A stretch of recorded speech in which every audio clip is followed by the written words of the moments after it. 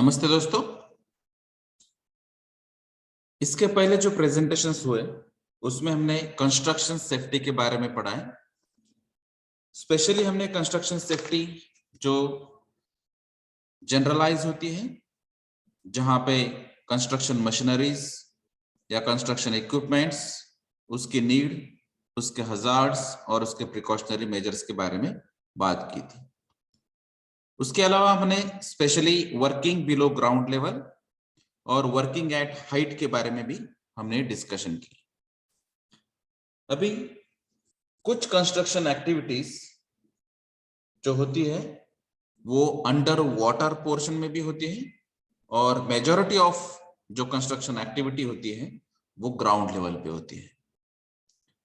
तो यहाँ पे ग्राउंड लेवल के जो कंस्ट्रक्शन एक्टिविटीज है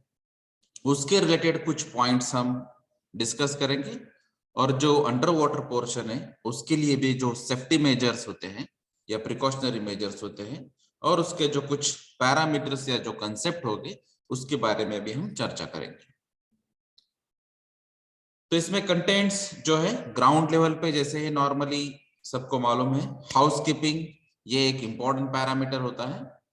उसके अलावा इलेक्ट्रिकल हजार्ड्स ग्राउंड लेवल पे प्रेजेंट होते हैं और जो हैंडलिंग और स्टोरेज ऑफ मटेरियल है वो एक इंपॉर्टेंट पॉइंट होता है, क्योंकि जैसे कंस्ट्रक्शन एक्टिविटीज होती है, कंस्ट्रक्शन एक्टिविटीज में आपको बहुत सारे मटेरियल लगते हैं, जैसे कुछ मेटल्स या मेटल बार्स भी होते हैं, कहीं पे सीमेंट्स, सैंड्स या कंक्रीट होता है, कहीं पे आपको वुडन पार्ट या जो भी टूल्स, इक्विपमेंट, इंस्ट्रूमेंट्स लगते हैं वो भी होते हैं। तो ये बहुत सारे मटेरियल आपको स्टोर भी करना होता है, हैंडल भी करना होता है, कैरी भी करना होता है और कन्वे भी करना होता है। उसके अलावा जो इलेक्ट्रिकल हजार्ड्स है वो मेनली रिलेटेड है इलेक्ट्रिकल टूल्स, इलेक्ट्रिकल इक्विपमेंट्स और इलेक्ट्रिकल लाइंस और जो भी इलेक्ट्रिकल इक्विपमेंट्स के लिए इंस्टॉलेशन चाहिए उसके ओरिएंटेड। तो ये कुछ जनरल बातें होगी जो ग्राउंड लेवल पे जो मेन हजार्ड्स अवेलेबल होते हैं उसके रिलेटेड आपको गाइडलाइंस चाहिए जो सेफ्टी प्रोसीजर्स है उसको फॉलो करने के लिए। और जो सेकंड पार्ट है वो स्पेशली अंडर वाटर पोर्शन में कुछ यहाँ पे जो पॉइंट्स थे जैसे कि वेल सिंकिंग है, काइजन है, कॉफर डैम्स है या अंडर वाटर कॉन्क्रीटिंग कैसे किया जाता है, उसके क्या मेथड्स है और इसकी वजह से क्या इफेक्ट हो सकता है, आपको सेफ्टी मेजर्स क्या क्या लेने चाहिए। तो सबसे पहला पॉइंट है जो ग्राउंड लेवल पे आपको सेफ्टी मेजर्स लेने हैं, उसमें इंपॉर्टेंट पॉइंट होता है हाउसकीपिंग। तो जनरली अगर इंडस्ट्रीज की बात करेंगे तो इंडस्ट्रीज में नॉर्मली 5S लेवल जो जापानीज टेक्निक है उसके ओरिएंटेड हाउसकीपिंग का मेंटेनेंस होता है। यहाँ पे अभी हम कंस्ट्रक्शन साइट में जनरलाइज गाइडलाइंस के बारे में बात कर रहे हैं। तो सबसे इंपॉर्टेंट जो सेफ्टी, हेल्थ या वेलफेयर ओरिएंटेड जो पॉलिसीज होती है वो पॉलिसीज में भी क्लियरली मैनेजमेंट ने पॉइंट आउट किया होता है कि आपको ओवरऑल प्लांट में हाउसकीपिंग, मेंटेनेंस या हाउसकीपिंग रखना जरूरी होता है। तो उसमें सबसे इंपॉर्टेंट इंटेंशन क्या होता है, तो जहां पर भी आपको डर्ट या धूल आपको जो दिखाई देती है, पार्टिकुलेट मैटर्स दिखाई देते हैं, या फिर अगर कहीं पे मटेरियल इधर उधर गिरा होता है तो वो मटेरियल आपको proper storage handling activities through आपको वो प्रॉपर तरीके से वहां पे रखना होगा। तो इसमें जो भी डर्ट रिमूव करना है या फिर जो मटेरियल्स या रॉ मटेरियल या फिर इंटरमीडिएट मटेरियल, फाइनल मटेरियल या कुछ वेस्ट मटेरियल यहाँ पे हो सकता है, तो ये सभी चीजें आपको जहां पर वो लगाना जरूरी है वहां पर ही वो प्रॉपर तरीके से आपको स्टोर करना होगा या रखना होगा। तो इसके लिए आपको कुछ टाइम एडिशन करना होगा, एनर्जी लगानी होगी और जो इफिशियंसी है वो वहां पे आपको बढ़ानी होगी। और यहाँ पे इनडायरेक्टली आप जो एक्सीडेंट्स होने के चांसेस है वो यहाँ पे अवॉइड करें। यानी कि जैसे कि अगर मटेरियल गिरा हुआ है और वॉकवे पे वो मटेरियल होगा तो अगर कोई इमरजेंसी होती है या फिर कोई जल्दी में होता है तो वहां पर वो मटेरियल की वजह से वो गिर सकता है। तो यहाँ पे फॉलिंग ऑफ पर्सन या फिर स्लीपिंग, ट्रिपिंग एक्टिविटी या फिर जो इम्बैलेंस ऑफ अ बॉडी, ऐसे कुछ एक्टिविटीज की वजह से यहाँ पे एक्सीडेंट होने के जो चांसेस है, उसकी वजह से जो इंजरी होने के चांसेस है वो मिनिमाइज हो सकती है। अगर आप डर्ट क्लीन करते हैं तो यहाँ पर रेस्पिरेशंस में आपके जो मेन आपका रिक्वायरमेंट सिर्फ ऑक्सीजन सप्लाई होता है, तो उसके अलावा यहाँ पे कुछ ये डर्ट मटेरियल जो है या सस्पेंडेड पार्टिकुलेट मैटर है या फिर रेस्पिरेटेड सस्पेंडेड पार्टिकुलेट मैटर है, वो भी आपके लंग्स में जा सकते हैं, जिसकी वजह से आपको हेल्थ प्रॉब्लम हो सकते हैं। तो क्लीनिंग यहाँ पे आपको करना जरूरी होगा। उसके अलावा जो प्रोडक्टिविटी है, वो प्रोडक्टिविटी भी यहाँ पे बढ़ सकती है। जो मोटिवेशन है, मोरल है या वर्किंग एटमॉस्फेयर है, वर्किंग एनवायरनमेंट में, वो भी हेल्दी हो जाएगा, जिसकी वजह से आपकी इफिशियंसी बढ़ जाएगी, प्रोडक्टिविटी भी ऑटोमेटिकली यहाँ पे बढ़ सकती है। तो यहाँ पर जो भी डस्ट है या डर्ट है या जो ऑर्डरली मटेरियल यहाँ पे प्लेस नहीं किया होगा, तो ये सभी बातों का आपको ध्यान रखना है रेगुलर बेसिस पे। तो ये क्लीन लाइन लेस के ओरिएंटेड जो मेन डर्ट क्लीनिंग या प्रोसीजर्स है, वो मेन हाउसकीपिंग के अंडर आती है। तो आपने अगर आपका खुद का एरिया, जिसको हम वर्किंग स्टेशन कहते हैं, वर्किंग स्टेशंस ने आपको अगर क्लीन किया, तो उस हिसाब से इनडायरेक्टली हर एक पर्सन अगर उस एरिया में ध्यान देगा, उसके फोकस करेगा, तो ऑटोमेटिकली ओवरऑल हाउसकीपिंग मेंटेन करना थोड़ा सा सिंपल हो सकता है। तो जो भी पॉलिसीज में आपने बताया है, जो भी फायर्स रूल के हिसाब से आपको बताया या फिर रूल्स एंड रेगुलेशन या आपके कंपनी के जो भी पॉलिसीज होंगी, उस हिसाब से आपको ये हाउसकीपिंग मेंटेन रखना जरूरी है। स्पेशली जहां पे एंट्री या एग्जिट गेट होते हैं, जहां पे मटेरियल मूवमेंट होता है, व्हीकल्स का मूवमेंट होता है, उस एरिया में भी आपको ध्यान देना है और उसी हिसाब से जो लेआउट है आपका, वो आपको डिजाइन करना है। तो इनिशियल लेवल पे ही आपने अगर प्लांट का लेआउट ठीक तरह से डिजाइन किया होगा, अगर वहां पे मैक्सिमम स्पेस रखी होगी स्टोरेज हैंडलिंग के लिए या फिर स्टोरिंग के लिए, और यहाँ पे जो भी हाउस कीपिंग के जो एक्टिविटीज होती है, उसके बाद में जो वेस्ट मटेरियल आपको वहां पे लगाना होता है, तो उस एरिया के लिए आपको स्पेस रिक्वायरमेंट होती है। तो यहाँ पर अलग अलग जगह के लिए अलग अलग रिक्वायरमेंट हो सकती है। तो आपको लेआउट डिजाइन करते टाइम ही ये बातें अगर आपने सोची होगी, तो ये हाउसकीपिंग थोड़ा सा सिंपल हो सकता है। उसके अलावा जो भी एक्सपांशन एक्टिविटीज होती है इंडस्ट्रीज की, तो कंस्ट्रक्शन एक्टिविटीज में भी अगर आपको लगता है कि ये कंस्ट्रक्शन आपका मेन प्लान है, उसके अलावा यहाँ पे चेंजेस हो सकते हैं या फिर ये एडिशन हो सकता है, तो उसके हिसाब से भी आपको ये ध्यान में रखना होगा। तो चाहे वो कंस्ट्रक्शन एक्टिविटीज स्पेशल स्ट्रक्चर की हो, कंस्ट्रक्शन एक्टिविटीज आपके इंडस्ट्री की प्रीमाइसेस में हो या फिर और कोई कंस्ट्रक्शन एक्टिविटी हो, तो वहां पर जो भी मटेरियल की रिक्वायरमेंट है, उसके अलावा जो भी आपके अलग अलग इक्विपमेंट्स या टूल्स होते हैं, या फिर आपको मटेरियल के लिए स्टोरेज या कन्वेयर्स या जो भी स्पेस रिक्वायरमेंट है या फिर फैसिलिटीज रिक्वायरमेंट है, वो आपको यहाँ पे ध्यान में रखनी होगी, ताकि आपको एक पर्टिकुलर पॉइंट पे ही ये स्टोर करना है, पर्टिकुलर पॉइंट पे ही इसका अनलोडिंग करना है, व्हीकल्स का मूवमेंट भी एक ही पॉइंट पे रहेगा। उस हिसाब से आपको overall housekeeping of a plant जो है, वो आप ठीक तरह से मेंटेन कर सकते हैं। यहाँ पर अगर स्पेशली देखेंगे, तो जहां पे स्पेशल जो डस्ट या स्क्रैप या वेस्ट या स्पिलेज होने के चांसेस है, वहां पे आपको सबसे मेन इंपॉर्टेंट फोकस करना होगा और उसका कंट्रोल करना जरूरी होगा। तो यहाँ पर आपको जो बॉटल नेक्स कहते हैं या लूप होल्स कहते हैं, या फिर जो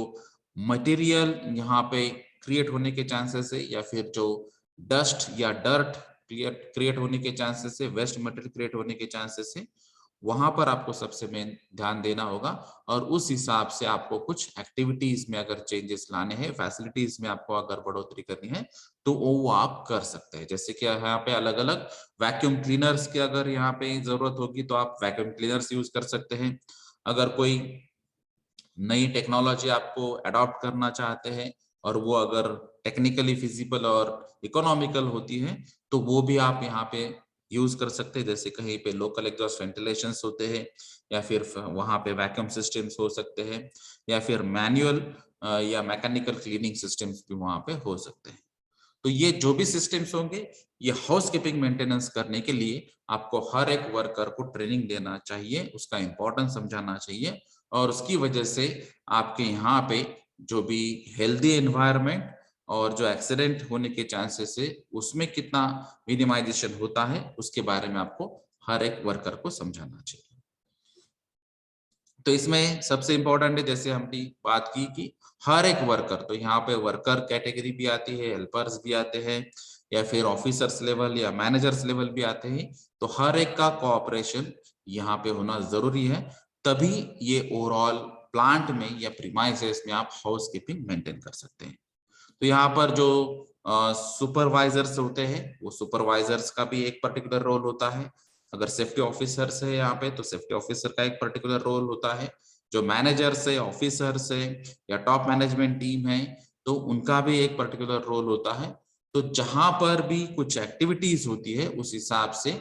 उसके बाद वो हाउस कीपिंग करना रेगुलर, जैसे कि जो भी हाउस कीपिंग वर्कर्स होंगे वो तो रेगुलर क्लीन करेंगे, लेकिन कहीं पे आपको रिपेयर करना पड़ता है, मेंटेनेंस करना पड़ता है कहीं पे, तो वहां पर वो इंजीनियर्स और जो ऑफिसर्स या सुपरवाइजर्स या जो भी मेंटेनेंस एक्टिविटीज में इन्वॉल्व होंगे वो सभी पर्सन्स का भी ये दायित्व बनता है कि आपकी जो एक्टिविटीज कंप्लीट होने के बाद जो वेस्ट मटेरियल वहां पे बन चुका है, या फिर कहीं पे कोई टूल्स या इक्विपमेंट्स आपने यूज किया और वहां पे रख दिया, तो वो प्रॉपर तरीके से वो बॉक्सेस में या जो भी पॉइंट्स वहां पे लोकेट किए हैं वो पॉइंट्स पे ही वो टूल्स इक्विपमेंट्स वहां पे जाने चाहिए। और उसके बाद में जो भी मटेरियल वहां पे गिरा हुआ है या वेस्ट वहां पे जनरेट हो चुकी है उसको भी क्लीन करना जरूरी है। तो अलग अलग एक्टिविटीज होती है, अलग अलग जो वर्कर्स या एम्प्लॉयज के अलग अलग रोल्स होते हैं, उसमें भी आपको हाउस कीपिंग एक इंपॉर्टेंट रोल होता है। जैसे अभी सेफ्टी ऑफिसर का रोल आपको मालूम है, उस सेफ्टी ऑफिसर्स के रोल में भी हाउस कीपिंग की एक पर्टिकुलर पॉलिसी होती है, उसको मैनेज करना और अलग अलग जो प्रोसीजर्स है उसको फॉलो करना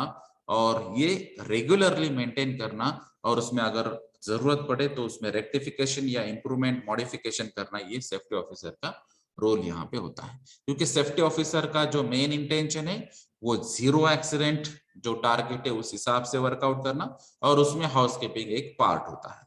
तो जो भी पॉलिसीज आपके ओवरऑल टॉप मैनेजमेंट ने बनाई है उस हिसाब से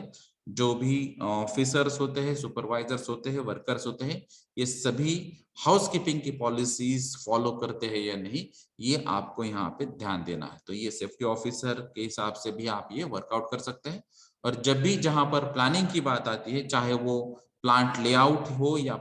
डिजाइन हो या फिर कहीं पे शिफ्टिंग हो या फिर डिपार्टमेंट में चेंजेस हो, टेक्नोलॉजिकल चेंजेस हो, तो हर जगह आपको हाउस कीपिंग के बारे में भी सोचना है। अगर इनकेस यहाँ पे कुछ स्पेसिफिक रिक्वायरमेंट है तो सेफ्टी ऑफिसर ने टॉप मैनेजमेंट को ये बताना चाहिए कि यहाँ पर ये ऐसे ऐसे चेंजेस होते हैं, और ये अगर चेंजेस होते हैं तो यहाँ पर ये पॉसिबिलिटीज है, उसके हिसाब से आपको फैसिलिटीज अगर नीडेड है तो वो आप बता सकते हैं। आपको लगता है कि यहाँ पे कुछ सजेशंस देना चाहिए, एडवाइसेस देना चाहिए, तो वो भी आप दे सकते हैं। तो ये ओवरऑल पॉइंट्स, इसमें से कुछ जनरल पॉइंट्स जो है, जैसे कि क्लीन प्रीमाइसेस, मशीन्स, इक्विपमेंट्स और ऑर्डर लेआउट, ये इंपॉर्टेंट पार्ट है। उसके अलावा जो हाइजीनिक सैनिटरी फैसिलिटीज होती है, बाथरूम्स होते हैं, क्लॉक रूम्स होते हैं, मेस रूम्स होते हैं, उसको भी आपको हाइजीनिक रखना जरूरी है। उसके अलावा जो स्टोरेज प्लेसेस है, चाहे वो रॉ मटेरियल स्टोरेज हो, इंटरमीडिएट हो या फाइनल स्टोरेज हो या वेस्ट मटेरियल हो, तो उसका स्टोरेज प्रॉपर तरीके से होना चाहिए, उसका क्लासिफिकेशन ठीक तरह से होना चाहिए, वहां पर मार्किंग या लेबलिंग जो मिनिमम रिक्वायरमेंट है वो भी होनी चाहिए, उस हिसाब से वहां पे हाउस कीपिंग पॉसिबल है। फिर उसके जो कैबिनेट्स कहीं पे आपको रिक्वायरमेंट है, कहीं पे टूल्स होल्डर्स की रिक्वायरमेंट है, कहीं पे बॉक्सेस की रिक्वायरमेंट है, या फिर जो शेल्स होते हैं उसकी रिक्वायरमेंट है, तो ये रिक्वायरमेंट भी आपको फुलफिल करना जरूरी है। अगर कहीं पे कंटेनर्स होते हैं मटेरियल्स के, तो जहां पर आप लिक्विड यूज करते हैं, केमिकल्स यूज करते हैं, तो शायद वहां पे ड्रम या प्लास्टिक कंटेनर हो सकते हैं, कहीं पे आपको वुडन या मेटल के भी कंटेनर्स हो सकते हैं। तो ये भी आपको जो जगह आपको प्रॉपर फाइनलाइज की गई है उसी जगह पे आपको ये जो मटेरियल होगा वो भी मटेरियल रखना है,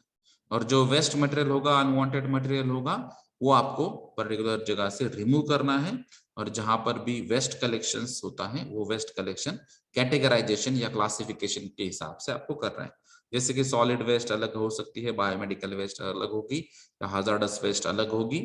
तो ये सभी जो क्लैरिफिकेशन है तो वो क्लासिफिकेशन के हिसाब से आपको वेस्ट कलेक्शन वहां पे करना जरूरी है। तो ये जो भी बातें हम अभी कह रहे हैं उसकी ट्रेनिंग देना भी जरूरी है कि ये वेस्ट मटेरियल का क्लासिफिकेशन कैसे होता है, उसका कलेक्शन वहां पे क्यों करना है, अगर ये आपके वर्किंग एनवायरनमेंट में आता है तो उसकी वजह से आपको हेल्थ प्रॉब्लम क्या हो सकते हैं, आपकी इफिशियंसी और प्रोडक्टिविटी पे भी इफेक्ट क्या हो सकता है, और इसलिए आपको ये मेंटेन रखना जरूरी है। इसके बारे में भी ये सभी ट्रेनिंग के अंदर ये सभी वर्कर्स को समझाना है। उसके अलावा जो लाइटिंग है यानी कि इल्यूमिनेशन रिक्वायरमेंट या फिर पेंटिंग की रिक्वायरमेंट या फिर आपको जो हाउस कीपिंग करने के बाद जो एक हेल्दी एटमॉस्फेयर बनता है उसको मेंटेन रखना यहाँ पे जरूरी होगा।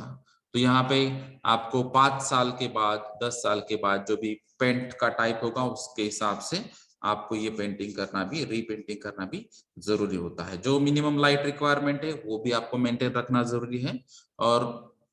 यहाँ पे जो हेल्दी एनवायरनमेंट होगा उसकी वजह से फिर आपको मोटिवेशन भी मिल जाएगा। उसके अलावा सुपरवाइजर का भी एक स्पेसिफिक रोल है। तो सुपरवाइजर ने जो भी बातें टॉप मैनेजमेंट ऑफिसर या मैनेजर्स या सेफ्टी ऑफिसर्स ने बताई है उस हिसाब से वो पॉलिसी को मेंटेन करने के लिए सुपरविजन करना जरूरी है। और जहां पर भी आपको लगता है कि कुछ वर्कर्स ये प्रॉपर तरीके से ये हाउसकीपिंग नहीं कर रहे या फिर जो क्लासिफिकेशन ऑफ वेस्ट है वहां पर वो ठीक जगह नहीं रख रहे या फिर जो टूल्स इक्विपमेंट्स यूज कर रहे वो अगर ठीक तरह से ऑर्डरली प्लेस नहीं कर रहे तो उनको ये समझाना है, उनको पॉइंट आउट करना है, और उसी जगह उसी टाइम अगर ये बातें क्लियर हो जाती है तो फिर ओवरऑल हाउसकीपिंग या मेंटेनेंस रखना यहाँ पे जरूरी हो सकता है। तो जहां पर भी जरूरत रहे वहां पर आपको वर्कर्स का मोरल मोटिवेशन बूस्ट करना ये सुपरवाइजर का मेन रोल है। तो जहां पर भी उनको लगता है कि इसको शायद इंपॉर्टेंस पता नहीं है हाउसकीपिंग का तो वहां पर उसको अलग अलग एग्जाम्पल देके आपको इम्पोर्टेंस समझाना है। उसके बाद में वो ऑटोमेटिकली खुद से वो हाउसकीपिंग रखना जान सके। और फिर अगर ये होता है तो ऑटोमेटिकली सुपरविजन में भी आपको पता चलेगा कि ये हर टाइम का इम्प्रूवमेंट यहाँ पे क्या हो रही है। तो जब भी आप ओवरऑल परफॉर्मेंस की बात करेंगे तो सबसे पहले इंस्पेक्शन हो या ऑडिटिंग हो या सेफ्टी ऑडिट हो, हेल्थ ऑडिट हो या फिर और कोई टाइप का ऑडिट या इंस्पेक्शन हो, सभी एक्टिविटीज में आपका ओवरऑल हाउसकीपिंग के सबसे पहला इम्पैक्ट होता है। तो जो भी विजिटर्स आते हैं या फिर थर्ड पर्सन आते हैं, थर्ड पार्टीज आते हैं, तो जैसे वो एंट्री करते हैं प्लांट में तो सबसे पहले जो इम्पैक्ट हो जाता है वो हाउसकीपिंग ओरिएंटेड ही होता है, और उसके बाद में उसका एक माइंडसेट बन जाता है कि ये इंडस्ट्री का रेपुटेशन या हाउसकीपिंग ऐसे बढ़िया तरीके से रखते हैं, उस हिसाब से ही ये काम करते होंगे। तो ये एक पॉजिटिव इम्पैक्ट होता है हाउसकीपिंग से वजह से। अगर ये नेगेटिव इम्पैक्ट होगा, अगर बैड हाउसकीपिंग यहाँ पे आपकी इंडस्ट्री में होगी तो उसका नेगेटिव इम्पैक्ट भी आपके प्रोसेस पे, ओवरऑल इंस्पेक्शन पे और जो भी रिमार्क्स दिए जाते हैं उस पे भी हो सकता है। तो ये सुपरवाइजर मेन आपको वर्कर्स को, हेल्पर्स को, वो कैटेगरीज को वो आपको मोटिवेट करेगा, इंपॉर्टेंस समझाएगा और हाउसकीपिंग मेंटेन करने के लिए आपको मदद करेगा। फिर जो मेन काम करने वाला पर्सन है वो है वर्कर। तो जो भी ऑपरेशंस वो कंडक्ट करते हैं, रन करते हैं, तो वहां पर जो अनयूज मटेरियल तैयार हो जाता है या फिर कहीं पे डस्ट कलेक्ट हो जाती है या फिर कहीं पे डेब्रिज होता है या फिर कोई लूज मटेरियल होता है, स्क्रैप होता है, तो ये सभी मटेरियल्स जहां पर प्रिपेयर हो जाता है या फिर कोई प्रोसेस में ये तैयार हो जाता है तो वो सबसे इंपॉर्टेंट या पहला काम जो है वो वर्कर्स का है कि ये जो मटेरियल है वो प्रॉपर तरीके से प्रॉपर जगह पे रख दे। उसके अलावा जो मटेरियल के अलग अलग जो टाइप्स दिए रहते, मटेरियल के जो अलग अलग लोकेशंस दिए रहते, जैसे अभी हमने बात की थी कि टूल्स की एक स्पेसिफिक जगह होती है, इक्विपमेंट या इंस्ट्रूमेंट्स की एक पर्टिकुलर जगह होती है, मटेरियल्स जो भी टाइप का होगा उस हिसाब से वो जगह होती है, वहां पर भी आपको ये स्पेसिफिकली रखना होगा। जहां पर भी स्पिलेज हो चुका है या फिर कहीं पे लीकेज हो चुका है तो वो भी आपको यहाँ पे क्लीन करना जरूरी है। अगर इनिशियल लेवल पे जहां पर ये प्रोड्यूस हुआ वहीं पे अगर ये क्लीनिंग स्टार्ट हुआ, हाउसकीपिंग स्टार्ट हुआ, तो सुपरवाइजर, सेफ्टी ऑफिसर या मैनेजर ऑफिसर लेवल का जो मेन लोड है वो कम हो सकता है। तो ये वर्कर्स का सबसे इम्पोर्टेंट रोल है यहाँ पे कि जहां पर भी ये वेस्ट जनरेट होती है या उनको दिखाई देती है या आजू बाजू में होती है उनके, तो वो पहले हाउसकीपिंग मेंटेन रखना जरूरी होगा। तो अगर ये जब भी कंस्ट्रक्शंस की बात आती है तो कंस्ट्रक्शंस में आपको मालूम है कि कंस्ट्रक्शन साइट पे बहुत सारे मटेरियल्स वहां पे पड़े रहते हैं, बहुत सारी लोडिंग अनलोडिंग एक्टिविटीज कंटिन्यू चालू रहती है, क्योंकि वहां पे कंटिन्यू सीमेंट लगता है, कंक्रीट लगता है, सैंड लगती है, मेटल रॉड्स लगते हैं और वर्कर्स रेगुलर बेसिस पे आते हैं। तो ये कंटिन्यू मूवमेंट वहां पे जब भी होती है तो ये मूवमेंट के लिए आपको ओवरऑल हाउसकीपिंग रखना जरूरी होता है। तो जब भी आपकी इंडस्ट्री में भी अगर कोई एक्सपेंशन वर्क हो, कंस्ट्रक्शन वर्क हो या फिर बाकी के बाहर भी जहां पर जो स्ट्रक्चर्स या बिल्डिंग स्ट्रक्चर्स होते हैं, कहीं पे ब्रिजेस कंस्ट्रक्शन वगैरह होते हैं, तो ग्राउंड लेवल पे भी जो भी एक्टिविटीज होगी तो वहां पर सबसे प्रॉब्लमेटिक जो पॉइंट है वो है हाउसकीपिंग। तो ये हाउसकीपिंग के लिए आपको स्पेसिफिक सुपरवाइजर या मोटिवेटेड पर्सन ऐसा चाहिए जो कंटिन्यू बेसिस पे वहां पर हर एक पॉइंट को वहां पे देखे। जैसे कि यहाँ पे पेंटिंग की बात हो रही है या फिर कलर कोडिंग की बात हो रही है या फिर जो मटेरियल का स्टोरेज की बात हो रही है या टूल्स इक्विपमेंट इंस्ट्रूमेंट्स की बात हो रही है, तो हर जगह आपको चेक करना है, रेगुलर बेसिस पे उसको मेंटेन रखना है और वर्कर्स को समझाना है, इंपॉर्टेंस देना है और उसके बारे में फिर आपको एफिशिएंसी, प्रोडक्टिविटी और फिर एक्सीडेंट कैसे अवॉइड हो सकते हैं उसके बारे में आपको कंटिन्यूस बेसिस पे समझाना है। तो ये अलग अलग जो पॉइंट्स थे, अलग अलग जो रोल्स थे, वो थे हाउसकीपिंग ओरिएंटेड। अभी ग्राउंड लेवल पे जब भी आप कंस्ट्रक्शन एक्टिविटीज देखेंगे तो बहुत सारी जगह आपको इलेक्ट्रिकल टूल्स यूज करना पड़ते हैं, अप्लायंसेस यूज करना पड़ते हैं, इक्विपमेंट्स यूज करना पड़ते हैं, तो वहां पर इलेक्ट्रिकल हजार्ड प्रेजेंट होता है। तो इलेक्ट्रिकल हजार्ड्स में अगर आप देखेंगे तो उसमें जो मेन है वो है इलेक्ट्रोक्यूशन। तो उसमें इलेक्ट्रिक शॉक भी लग सकता है या फिर बर्न्स हो सकते हैं या फिर जो केबल है वो डैमेज हो सकते हैं। तो डैमेज केबल की वजह से भी यहाँ पे इलेक्ट्रिक शॉक के चांसेस बन जाते हैं। उसके अलावा यहाँ पे अगर आप ऐसे कुछ इक्विपमेंट्स या इंस्ट्रूमेंट यूज कर रहे हैं जहां पर अर्थिंग प्रोविजन नहीं है या फिर ईएलसीबी यानी कि सर्किट ब्रेकर जो होते हैं वो सर्किट ब्रेकर की प्रोविजन नहीं है या फिर आप 3 पिन प्लग नहीं यूज कर रहे या फिर सॉकेट यूज नहीं कर रहे, आप जो वायर से डायरेक्टली वायर्स यूज कर रहे इक्विपमेंट्स या इंस्ट्रूमेंट्स के लिए, तो ये बहुत सारे ऐसे कंडीशंस है जिसकी वजह से यहाँ पे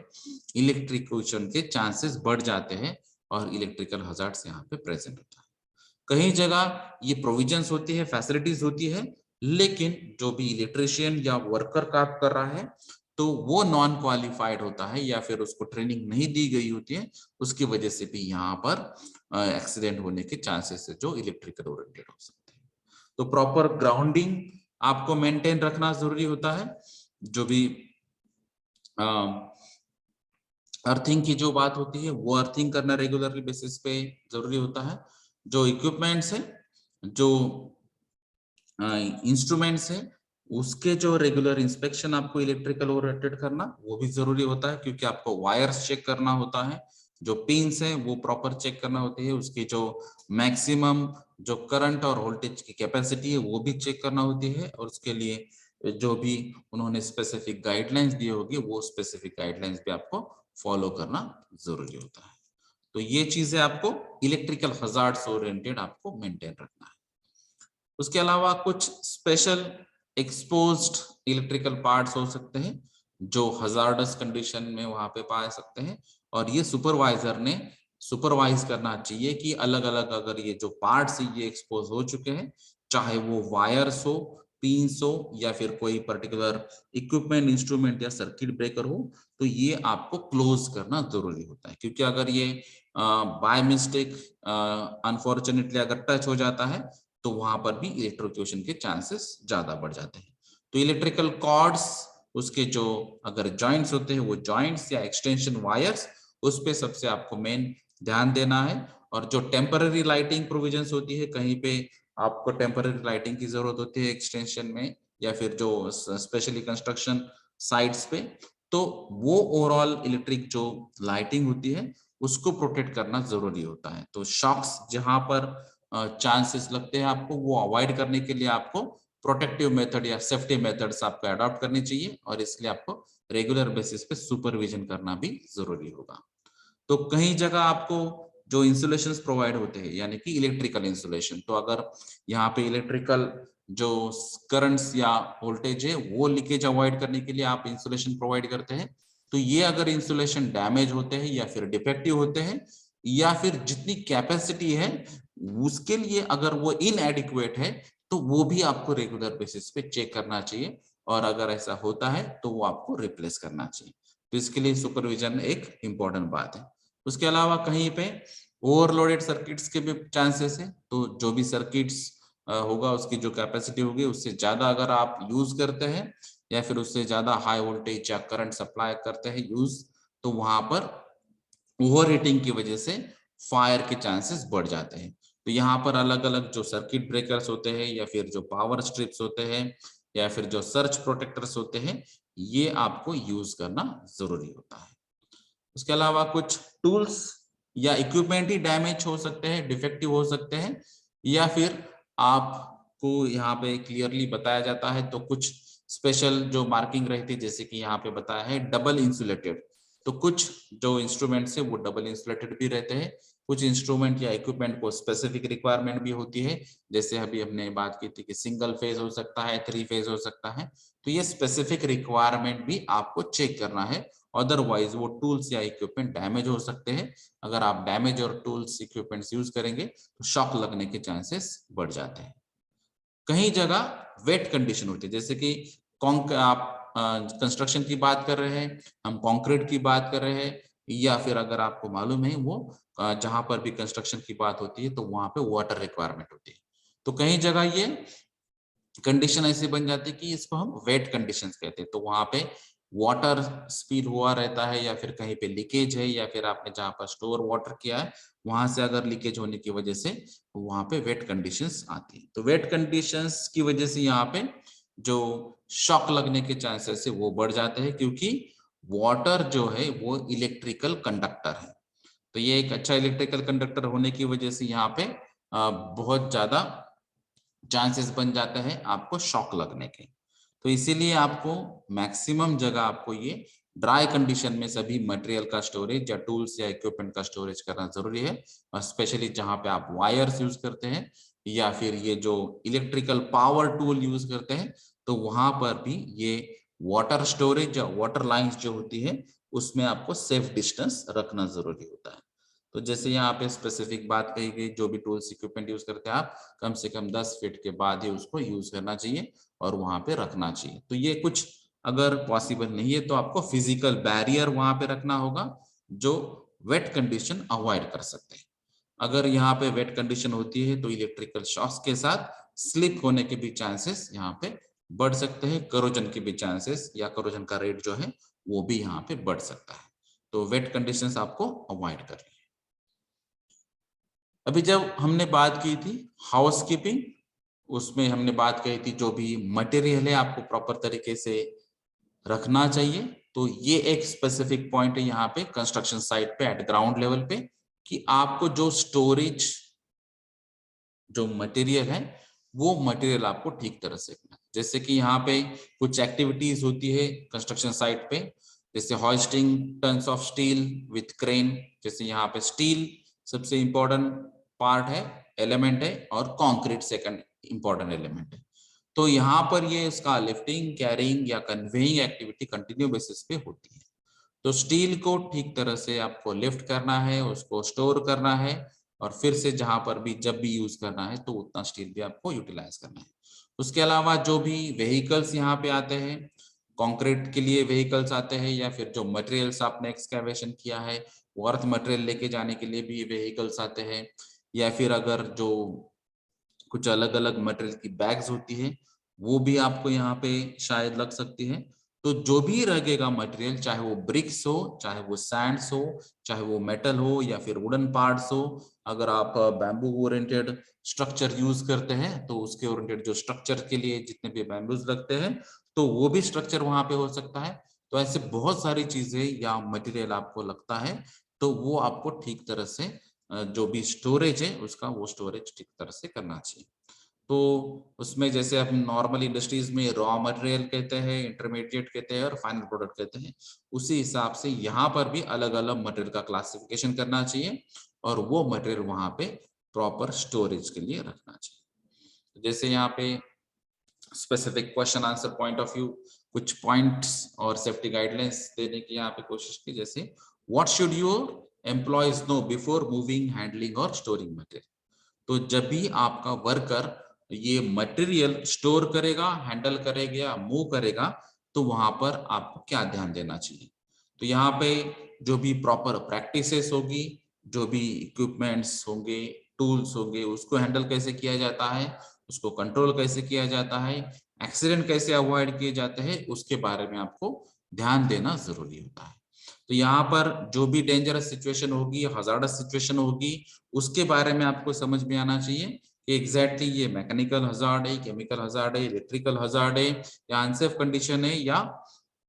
अनसेफ एक्ट है। तो उस हिसाब से भी आपको ध्यान देना है कि जब भी मैं ये मटेरियल हैंडल कर रहा हूँ या फिर एक जगह से दूसरी जगह उसको लेके जा रहा हूँ, मूव कर रहा हूँ, कैरी कर रहा हूँ, या फिर उसका स्टोरेज कर रहा हूँ, तो ये जो भी सेफ प्रैक्टिसेस है उसके बारे में आपको सोचना चाहिए और उसी हिसाब से आपको वर्कआउट करना चाहिए। जो भी आपको बात समझ में नहीं आती है तो सुपरवाइजर या सेफ्टी ऑफिसर को आप पूछ सकते हैं, उनका गाइडेंस ले सकते हैं और उसके बाद में ही वो जो भी अनसेफ कंडीशन या अनसेफ प्रैक्टिस है उसको रिमूव करके आप करेक्टिव एक्शन ले सकते हैं और जो भी मटेरियल है वो आप मूव, हैंडल या स्टोर कर सकते हैं।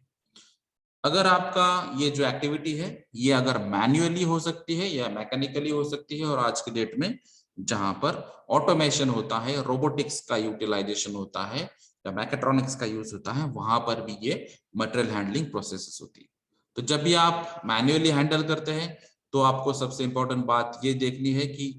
वो मटेरियल जो है उसका लोड कितना है, और जो भी उसकी टेक्निक है, जैसे कि लिफ्टिंग टेक्निक होती है, आपका ओवरऑल जो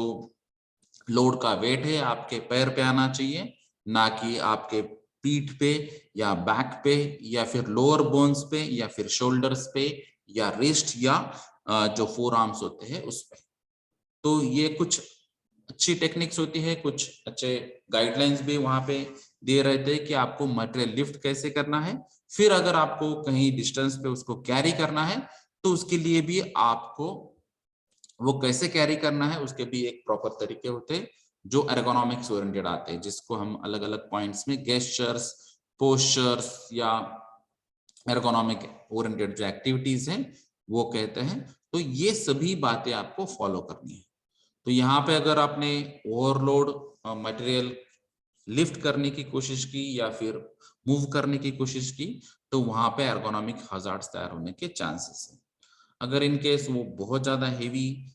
मटेरियल होता है तो वहां पर इंजरी होने के भी चांसेस बढ़ जाते हैं। कहीं जगह आपको मटेरियल कन्वे स्टोर करते टाइम आपको पर्सनल प्रोटेक्टिव इक्विपमेंट की भी जरूरत होती है। तो ये पर्सनल प्रोटेक्टिव इक्विपमेंट आपको इंजुरीज या फिर जो भी मूवमेंट या मटेरियल की वजह से जो भी हजार्ड होते हैं वो इंजुरीज अवॉइड करने के लिए भी यूजफुल होते हैं। तो जहां पर आप जैसे अभी आप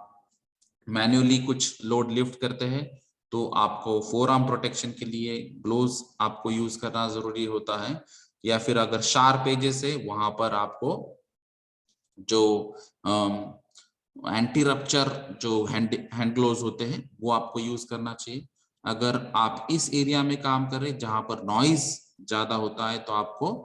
noise protective personal protective equipment use करने चाहिए। अगर आपको लगता है कि हम यहाँ पे केमिकल हैंडल कर रहे हैं या फिर वेपर्स यहाँ पे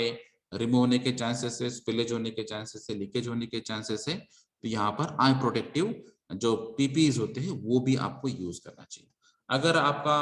कंस्ट्रक्शन साइट में हाउसकीपिंग प्रॉपर तरीके से नहीं है या फिर व्हीकल की मूवमेंट ज्यादा है या फिर मटेरियल ज्यादा है तो यहाँ पर स्टील टोड सेफ्टी शूज या बूट्स आपको कंपलसरी यूज करना चाहिए। अदरवाइज यहाँ पे ऐसे बहुत सारे इंसिडेंट्स और एक्सीडेंट है जिसकी वजह से ये जो आपके पैर के फिंगर्स होते हैं उसके फ्रैक्चर हो चुके हैं। तो ये अवॉइड करने के लिए आपको स्टील टो शूज यूज करना जरूरी होता है। उसके अलावा जो कुछ गार्ड्स होते हैं वो गार्ड्स भी आपको यूज करना है, और उसमें जो प्रोटेक्शन है वो प्रोटेक्शन, जैसे कि कॉम्प्रेशन ये प्रिंसिपल की वजह से या इम्पैक्ट प्रिंसिपल की वजह से यहाँ पे आपके पैर को या हाथ को लग सकता है, तो वो अवॉइड करने के लिए भी आप कुछ गार्ड्स यूज कर सकते हैं। तो एक्टिविटी क्या है, आप कितना लोड उठा रहे हैं, कितना डिस्टेंस पे आप कैरी कर रहे हैं या मूव कर रहे हैं, या फिर आपको स्टोर करना है तो स्टोर कर रहे हैं, तो उसके बेसिस पे, उसके रिक्वायरमेंट के बेसिस पे वहां पे हजार्ड आइडेंटिफाई करना चाहिए और उसके बेसिस पे आपको पर्सनल प्रोटेक्टिव इक्विपमेंट या इंजीनियरिंग कंट्रोल का ध्यान रखना चाहिए। तो ये थी मैन्युअली ओरिएंटेड बातें। अभी अगर आप मैकेनिकली ये अगर मटेरियल मूव कर रहे हैं तो वहां पे आपको जो अलग अलग व्हीकल्स होते हैं, जैसे कि फोर्कलिफ्ट ट्रक होता है या फिर जो बुलडोजर्स होते हैं, अलग अलग रिक्वायरमेंट्स हो सकती है, क्योंकि कंस्ट्रक्शन साइट्स में बहुत सारे हेवी इक्विपमेंट्स आप यूज करते हैं। तो ये इक्विपमेंट जब आप यूज करते हैं मटेरियल मूवमेंट के लिए, तो यहाँ पर भी आपको ध्यान देना है। जैसे कि यहाँ पे मटेरियल मूव करते टाइम भी जो भी वो फोर्कलिफ्ट ट्रक हो या फिर जो भी हेवी इक्विपमेंट्स व्हीकल हो, उसकी कैपेसिटी क्या है, वो ट्रक की कैपेसिटी क्या है, उसके ओरिएंटेड ही आपको मटेरियल लिफ्ट करना है और कन्वे करना है। अगर वहां पर भी ओवरलोड होता है तो वहां पर भी हजार्ड जनरेट होते हैं और एक्सीडेंट होने के चांसेस बढ़ जाते हैं, क्योंकि ओवरलोड होने के बाद अगर इम्बैलेंस होता है तो मटेरियल स्पिलेज के या मटेरियल वहां से रिमूव होने के चांसेस बढ़ जाते हैं और जिसकी वजह से इंजुरी के चांसेस भी बढ़ सकते हैं। उसके अलावा जो काउंटर बैलेंसिंग जिसको हम कहते हैं, जैसे कि फोर्कलिफ्ट ट्रक में आपने देखा होगा, क्रेन्स में भी आपने देखा होगा, तो हर जगह जहां पर भी मटेरियल लिफ्ट करना है तो वहां पे उसके अगेंस्ट काउंटर वेट होता है, वो काउंटर वेट का आपको ध्यान रखना है, उस हिसाब से ही आपको मटेरियल लिफ्ट करना है। अदरवाइज जो मटेरियल अगर ओवरलोड होता है तो वहां पे वो इक्विपमेंट या व्हीकल जो है वो टिल्ट हो जाएगा या फिर ब्रेक हो सकता है, तो वहां पर भी एक्सीडेंट मेजर होने के चांसेस बढ़ जाते हैं। उसके अलावा जो ट्रैवलिंग का डिस्टेंस कितना है आपका, और फिर आपको कौन सा मटेरियल टाइप है, आपके जो एजेस होते हैं वो भी आपको चेक करने हैं, या फिर अगर उसका शेप और साइज अलग होता है वो भी आपको चेक करना है, और उसके हिसाब से आपको ये जो मटेरियल है वो कन्वे करना चाहिए। तो जैसे कहीं जगह कंटेनर्स होते हैं जो सर्कुलर या सिलेंड्रिकल शेप में होते हैं, कहीं जगह जो प्लास्टिक के ड्रम्स होते हैं, कहीं जगह मेटल के ड्रम्स होते हैं, कहीं जगह आपको जो ज्यादा लेंथ के रॉड्स वहां पे हो सकते हैं, कहीं जगह जो ब्रिक्स हो सकते हैं तो वो स्मॉल साइज में होते हैं लेकिन क्वांटिटी ज्यादा होती है, कहीं जगह सीमेंट के बैग्स होते हैं तो उसको भी आपको लेके जाना पड़ता है, या फिर जो अलग अलग मटेरियल्स है उसके स्टोरेज के बारे में आपको ध्यान रखना है, कैरी करते टाइम आपको ध्यान रखना है, क्योंकि उसको होल्ड करना जरूरी है जब आप उसको मूव करते हैं। तो जब भी आप मैकेनिकली मूव करते हैं तो मैक्सिमम क्वांटिटी में आपका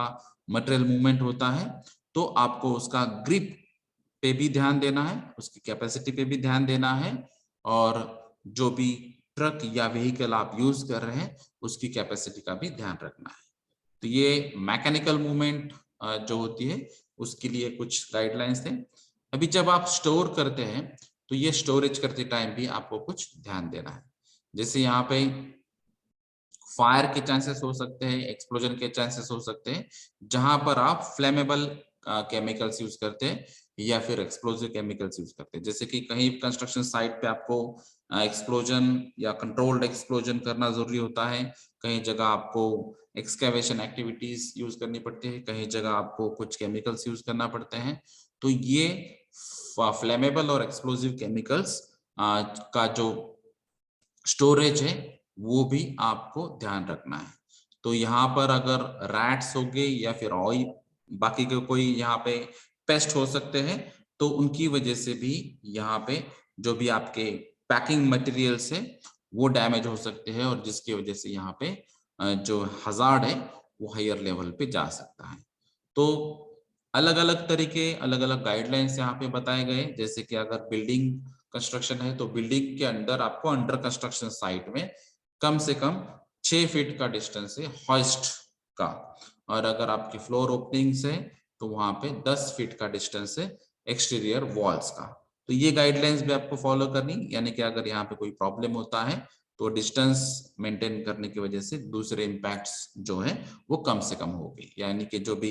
डैमेजेस है वो कम हो सकता है। वहां पर जो नॉन कंपैटिबल मटेरियल है उसको सेपरेट स्टोर करना है। जैसे अभी हमने कंपैटिबिलिटी और कंपैटिबिलिटी के चार्ट्स के बारे में भी हमने डिटेल में डिस्कस किया था, तो उस हिसाब से आपको ये कंपैटिबिलिटी चार्ट चेकना है और non compatible material separate store करने हैं। जैसे यहाँ पे कई जगह आपको रिक्वायरमेंट ये हो सकती है कि सिलोज हो सकते हैं, हॉपर्स हो सकते हैं, टैंक्स हो सकते हैं, कहीं पे आपको सेफ्टी बेल्ट्स या जो सेफ्टी लाइफ लाइन्स होती है उसकी जरूरत हो सकती है जब भी आप अलग अलग लेवल पे काम कर रहे हैं। तो ये भी इक्विपमेंट जो है उस पर भी आपको ध्यान देना है जब भी आप स्टोरेज का काम करते हैं। उसके अलावा जो स्टैकिंग ऑफ मटेरियल एक बात होती है, जैसे कि यहाँ पे अलग अलग मटेरियल को स्टैक करना पड़ता है, तो यहाँ पर स्टैकिंग जो है नॉर्मली उसके लिए गाइडलाइन है 16 फीट हाइट, और कहीं पर आपको अगर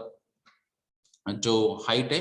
अगर वो इंक्रीज करना पड़ती है तो मैक्सिमम उसको एक्सटेंड 20 फीट तक ही किया जा सकता है। तो जो भी आप फोर्कलिफ्ट ट्रक्स वगैरह यूज करते हैं तो उसका जनरल कैपेसिटी उसी हिसाब से डिजाइन होता है, तो 20 फीट तक अगर आप वो मैक्सिमम लिफ्ट करते हैं तो सेफ है। अदरवाइज वहां पे इम्बैलेंसिंग और लोड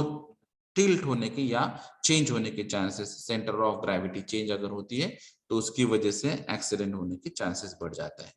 तो यहाँ पर कोई लंबर का स्टैकिंग होता है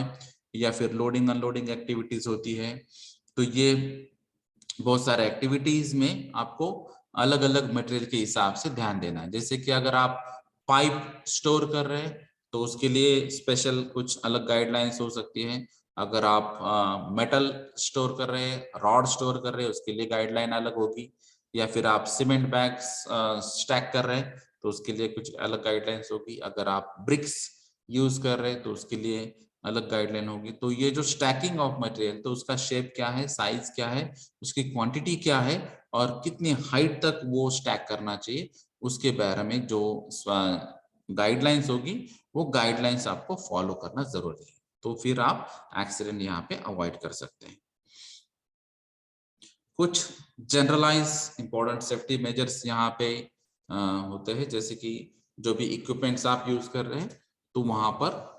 वो इक्विपमेंट हैंडल करने के लिए ट्रेन एम्प्लॉयज ही वहां पे लगाना जरूरी होता है, क्योंकि बहुत सारे इक्विपमेंट्स हेवी होते हैं जिनकी वजह से इलेक्ट्रिकल हजार्ड्स के भी चांसेस होते हैं। कहीं जगह वो जो पर्टिकुलर इक्विपमेंट है उसकी स्पेसिफिक गाइडलाइन होती है, उसको फॉलो करके ही आपको वो इक्विपमेंट यूज करना जरूरी होता है। इसीलिए ट्रेंड वर्कर या ट्रेंड एम्प्लॉयज को ही आपको ये ऑपरेट करने के लिए परमिशन देनी चाहिए। उसके अलावा जो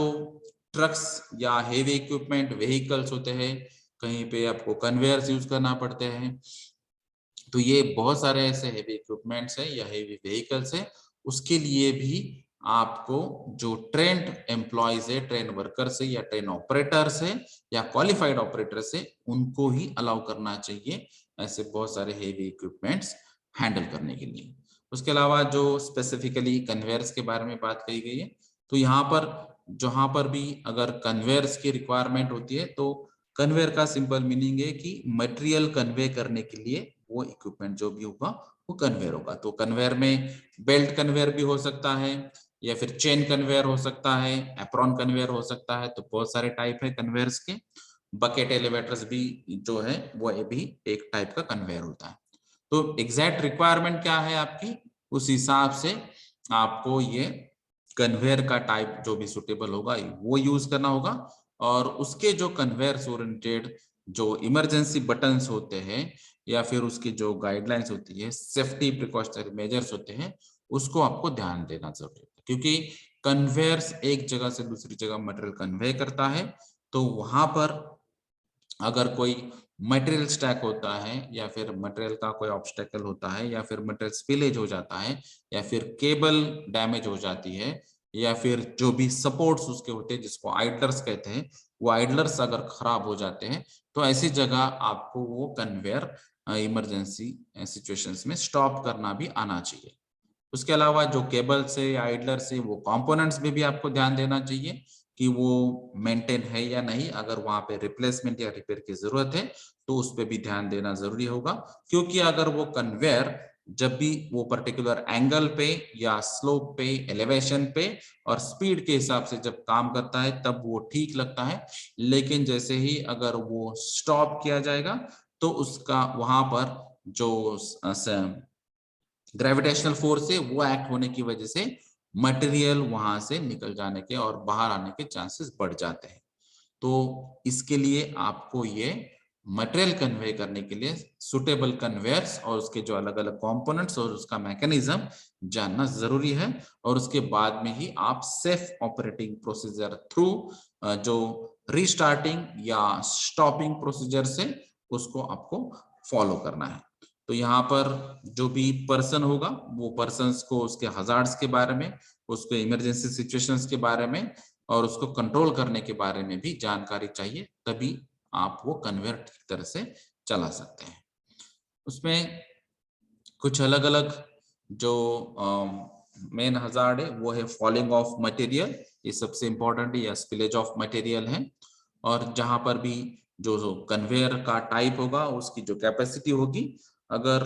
वो कैपेसिटी या पर्टिकुलर मैकेनिज्म जो है उसके अलावा दूसरा ही मटेरियल अगर आप यूज करेंगे तो वहां पर भी एक्सीडेंट होने के चांसेस बन जाते हैं। फिर कुछ क्रेन्स आपको यूज करना पड़ता है कंस्ट्रक्शन साइट पे।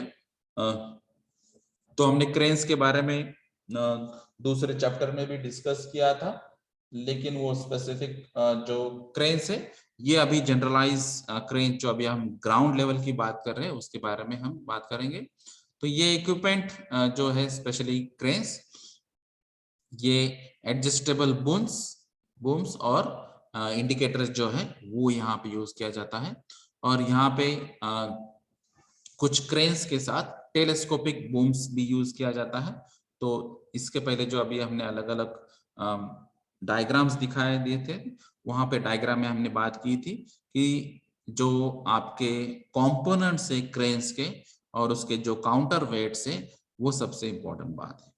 कि आपके पर्टिकुलर हाइट, कितने हाइट पे आपको काम करना है, आपको मटेरियल कितना लिफ्ट करना है, और जो भी काउंटर वेट है उस हिसाब से मटेरियल की लिफ्टिंग कैपेसिटी यहाँ पे डिसाइड हो जाएगी। आपको किस टाइप का आपको क्रेन यूज करना है, तो वो सुटेबल क्रेन आपको यहाँ पे चॉइस करना होगा कि आपको एक पर्टिकुलर डायरेक्शन में, पर्टिकुलर डिस्टेंस में, पर्टिकुलर एंगल में आपको ये मटेरियल लिफ्ट करना है। तो उस हिसाब से ही आपको ये अलग अलग टाइप के जो क्रेन्स होते हैं वो चॉइस करना होगा।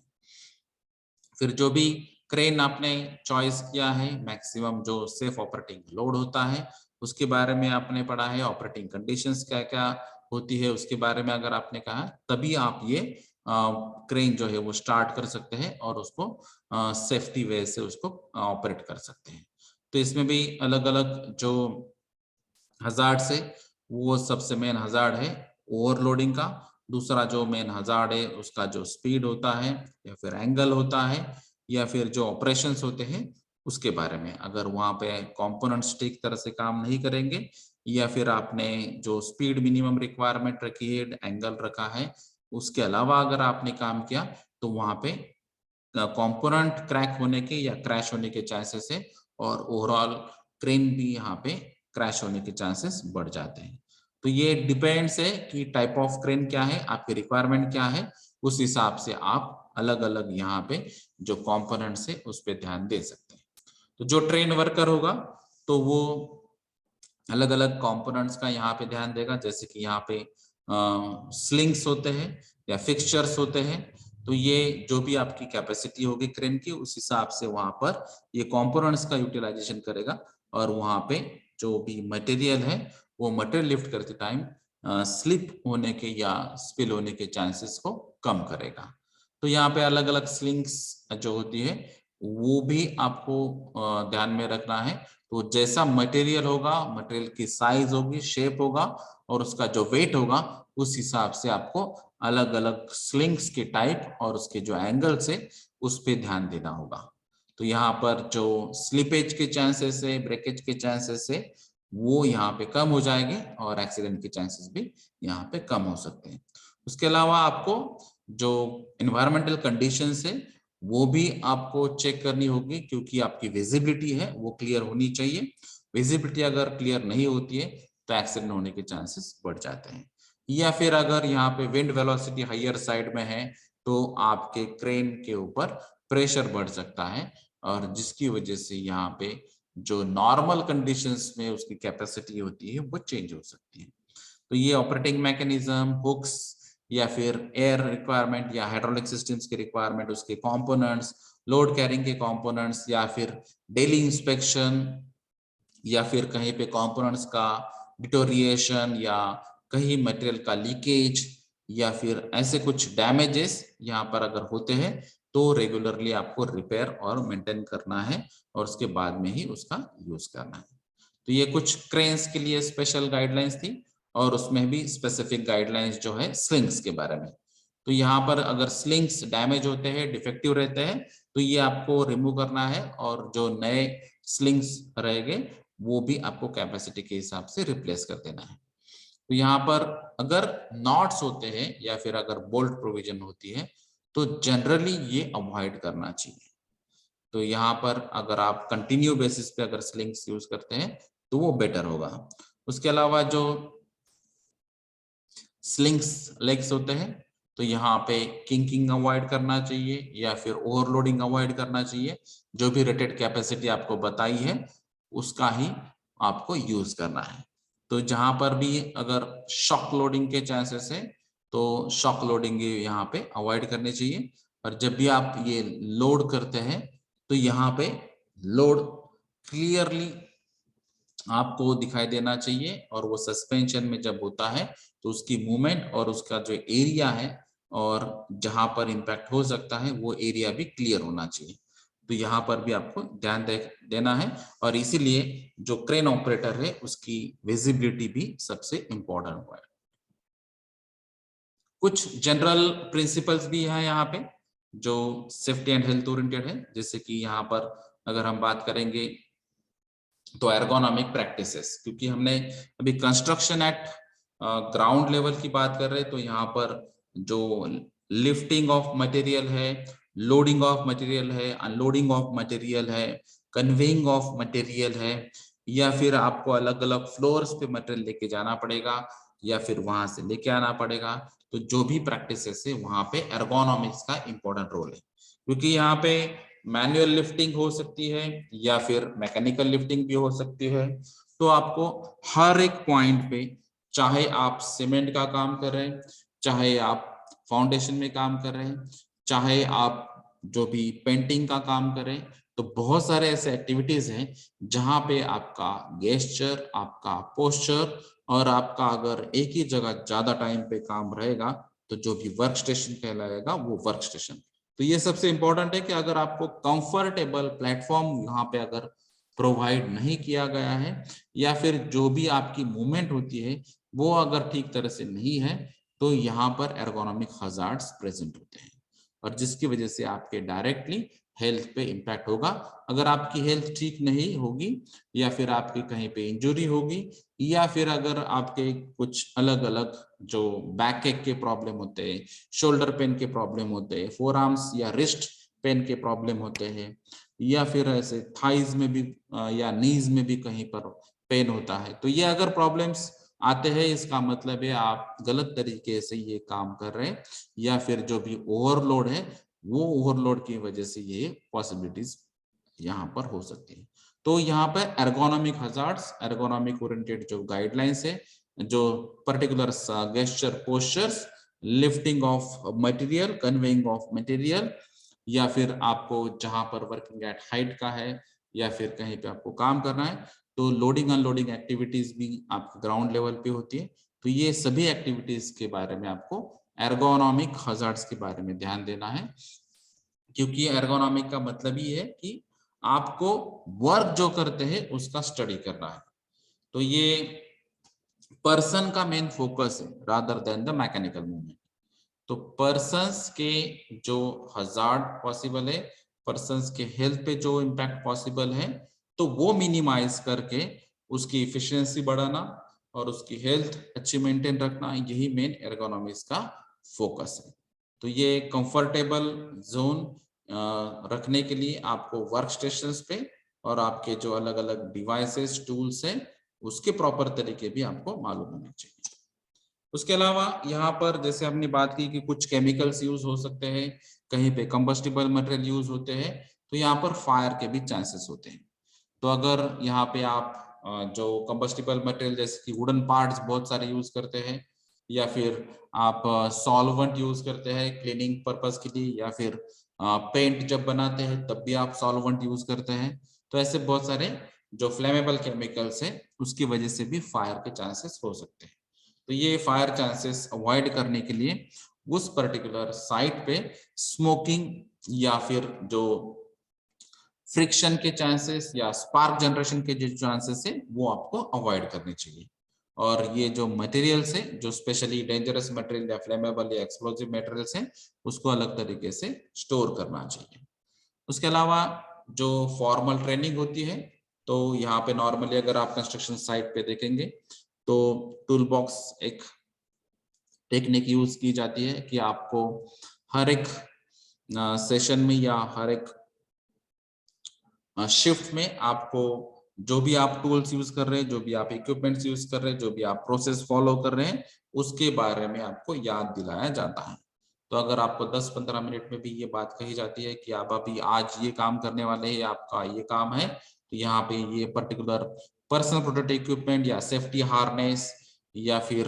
आपके जो शूज है या हैंड ग्लोव्स है, ये आपको यहाँ पे यूज करना जरूरी है। या अगर ये यूज नहीं करेंगे तो ऐसे ऐसे प्रॉब्लम्स ये हो सकते हैं। तो जो भी यहाँ पे ट्रेनिंग होगी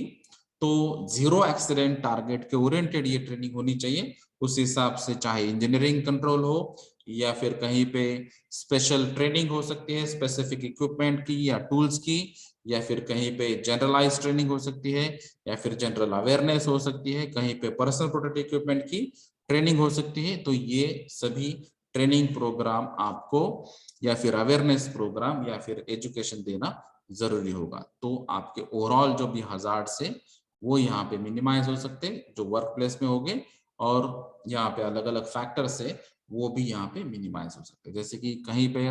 लिफ्टिंग डेंजरस तरीके से की जाती है तो उसके लिए भी ट्रेनिंग होती है, जहाँ पे फिजिकल स्ट्रेसेस या स्ट्रेन के बारे में कहा जाता है, तो वहां पर भी स्पेसिफिक ट्रेनिंग देना जरूरी है। जहां पर आपको लगता है कि अनकंफर्टेबली आप बहुत सारी चीजें हैंडल कर रहे हैं, तो कंफर्टेबल तरीके क्या है उसके लिए ट्रेनिंग हो सकती है। या फिर जो पर्टिकुलर इक्विपमेंट होता है, जैसे कि यहाँ पे ड्रिलिंग एक इक्विपमेंट हो सकता है, या फिर एक्सकेवेटर एक इक्विपमेंट हो सकता है, या फिर ट्रक्स के जो ऑपरेटर्स है उसके भी अलग अलग ट्रेनिंग्स हो सकती है। तो ये अलग अलग जो भी हजार्ड्स है उसकी जो रिस्क है वो मिनिमाइज करने के लिए और एक्सीडेंट अवॉइड करने के लिए, इंजरी अवॉइड करने के लिए आपको अलग अलग तरीके, अलग अलग एजुकेशन और ट्रेनिंग अवेयरनेस प्रोग्राम रखना जरूरी होगा। उसमें कुछ स्पेशल बातें भी आपको यहाँ पे याद रखनी, जैसे कि अभी हमने बैक इंजरी की बात कही थी, रिस्ट इंजरी या शोल्डर पेन्स की बात कही थी, तो वहां पर भी आपको सुपरवाइजर को ध्यान देना है कि ये एग्जैक्टली वर्कर किस तरीके से काम करता है, और फिर एग्जैक्ट टेक्निक या प्रॉपर टेक्निक क्या है उसके बारे में समझाना चाहिए। जहां पर कुछ स्पेसिफिक रिस्क भी है, जैसे कि हेल्थ रिस्क हो सकते हैं केमिकल हैंडल करने टाइम, या फिर जहां पे सीमेंट का डस्ट होता है वहां पर एक स्पेसिफिक रिस्क हो सकती है, या फिर जिसको हम मस्कुलोस्केलेटल डिसऑर्डर कहते हैं एमएसडीज, तो वो अगर चांसेस होते हैं तो उसके बारे में भी आपको ध्यान रखना चाहिए। जो भी आपकी ओवरऑल बॉडी है उसका स्ट्रेंथ क्या है और उसके वीकनेसेस क्या है, उसके हिसाब से ही आपको जो काम है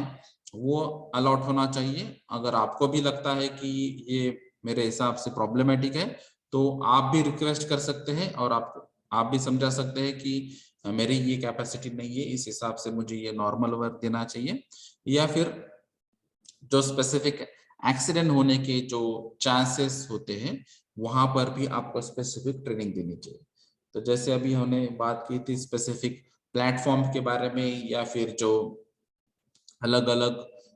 व्हीकल्स होते हैं उसके बारे में, या फिर अलग अलग जो गेस्चर पोस्चर्स है उसके बारे में, तो यहाँ पर भी आपको ध्यान देना जरूरी होता है, और जहां पर पॉसिबल है, जहां पर रिक्वायरमेंट है, वहां पर वार्निंग सिग्नल्स भी आपको यहाँ पे लगाने हैं कि ये पर्टिकुलर एरिया में जो हाइट है वो हाइट कम है, या फिर यहाँ पे मटेरियल ज्यादा है, या फिर यहाँ पे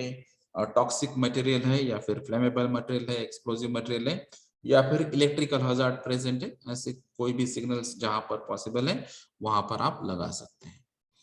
तो यहाँ पे कुछ गाइडलाइंस भी होते हैं, जैसे कि ओशा के स्पेसिफिक कुछ गाइडलाइंस होती है। अगर आप इंडिया में देखेंगे तो building and other construction workers act and rules भी यहाँ पे दिया गया है, और उसके अलावा जो नेशनल बिल्डिंग कोड है 2005 से स्टार्ट किया है, और उसके बाद में इम्प्लीमेंटेशन भी हो चुका है, और अभी नेशनल बिल्डिंग कोड के हिसाब से भी जो गाइडलाइंस दी गई है, अगर आप वो भी फॉलो करेंगे तो जो ग्राउंड लेवल पे या फिर जो अलग अलग एक्टिविटीज होती है, चाहे वो हाउसकीपिंग हो, इलेक्ट्रिकल हजार्ड्स हो, या फिर जो मटेरियल हैंडलिंग प्रोसेस हो या स्टोरेज प्रोसेस हो, इसके बारे में आप जो प्रॉपर टेक्निक्स है वो आप फॉलो कर सकते हैं और एक्सीडेंट अवॉइड कर सकते हैं। ये जनरलाइज जो अभी हमने बातें कही थी, तो यहाँ पर ये लीडरशिप्स और उसके जो अंडर जो सुपरवाइजर्स है, ऑफिसर्स है वो,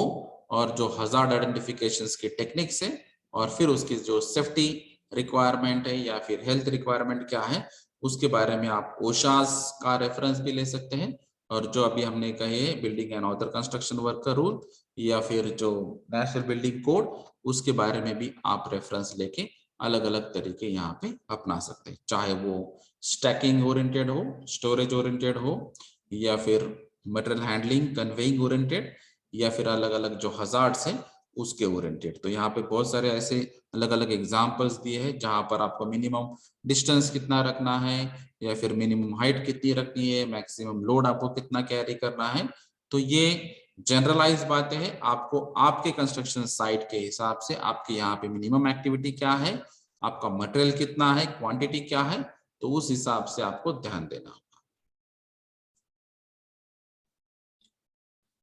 तो अभी तक हमने बात की थी जनरल सेफ्टी मेजर्स जो ग्राउंड लेवल पे होते हैं।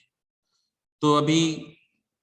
कहीं जगह आपको अंडर वाटर भी काम करना पड़ता है, वहां पर भी कंस्ट्रक्शन हो सकता है। तो उसके लिए कुछ सेफ्टी मेजर्स आपको फॉलो करने चाहिए। जैसे अगर स्पेशली हम बात करेंगे ये अंडर वाटर कंस्ट्रक्शन में, तो ये एक पर्टिकुलर टर्म ऐसी है जिसको कमर्शियल डाइविंग कवर्स भी कहा जा सकता है, क्योंकि ये एक्टिविटीज जो है वो प्रोफेशनल्स और कमर्शियल जो काम करते हैं उन्हीं लोगों को दिया जा सकता है, क्योंकि उनको इसका एक्सपीरियंस या तजुर्बा जो है वो होगा कि अंडर वाटर में उसका प्रेशर कितना होता है और वहां पे कौन कौन से इक्विपमेंट यूज करने चाहिए। इन केस अगर एक्सीडेंट होता है या फिर कोई प्रॉब्लम हो जाता है तो फिर उसके इमरजेंसी प्लानिंग क्या हो सकती है, इसके बारे में वही जान सकते हैं। तो ऐसे कुछ एक्टिविटीज है जहां पर अंडर वाटर में आपको ब्रिज कंस्ट्रक्शन करना पड़ता है, या फिर बिल्डिंग कंस्ट्रक्शन करना पड़ता है, या फिर कहीं जगह ऐसे कोई पर्टिकुलर फैसिलिटीज होती है, जैसे कि वेस्ट वाटर ट्रीटमेंट फैसिलिटी हो सकती है, या फिर कोई इक्विपमेंट का इंस्टॉलेशन भी आपको करना पड़ेगा। तो ऐसे बहुत सारे अंडर वाटर एक्टिविटीज है जो शायद आपको under water construction oriented activities यहाँ पे कही जा सकती है। तो उसमें अगर आप देखेंगे तो सेफ्टी पॉइंट ऑफ व्यू अगर आप देखेंगे तो इसमें मेजर इश्यूज जो आते हैं वो है वेल्डिंग। जैसे कि अभी अगर आप जनरल एट ग्राउंड लेवल पे देखेंगे तो वेल्डिंग के बहुत सारे टेक्निक्स अवेलेबल, लेकिन यहाँ पे अगर आप स्पेसिफिक बात करेंगे तो अंडर वाटर वेल्डिंग एक अलग तरीका होगा। तो ऐसे specialise training, specialise worker, specialise techniques आपको अडॉप्ट करनी होगी। जहां पर आपको केमिकल्स यूज करना है, तो जो केमिकल्स वाटर के साथ रिएक्ट होते हैं और फिर वहां पे एक्सोथर्मिक रिएक्शन या फिर कोई स्पेसिफिक रिएक्शन हो सकती है, तो ऐसे केमिकल्स भी आपको अवॉइड करने होंगे। तो ये ऐसे बहुत सारे एंगल्स हैं जहां पर आपको ये अलग अलग पॉइंट्स पे ध्यान देना होगा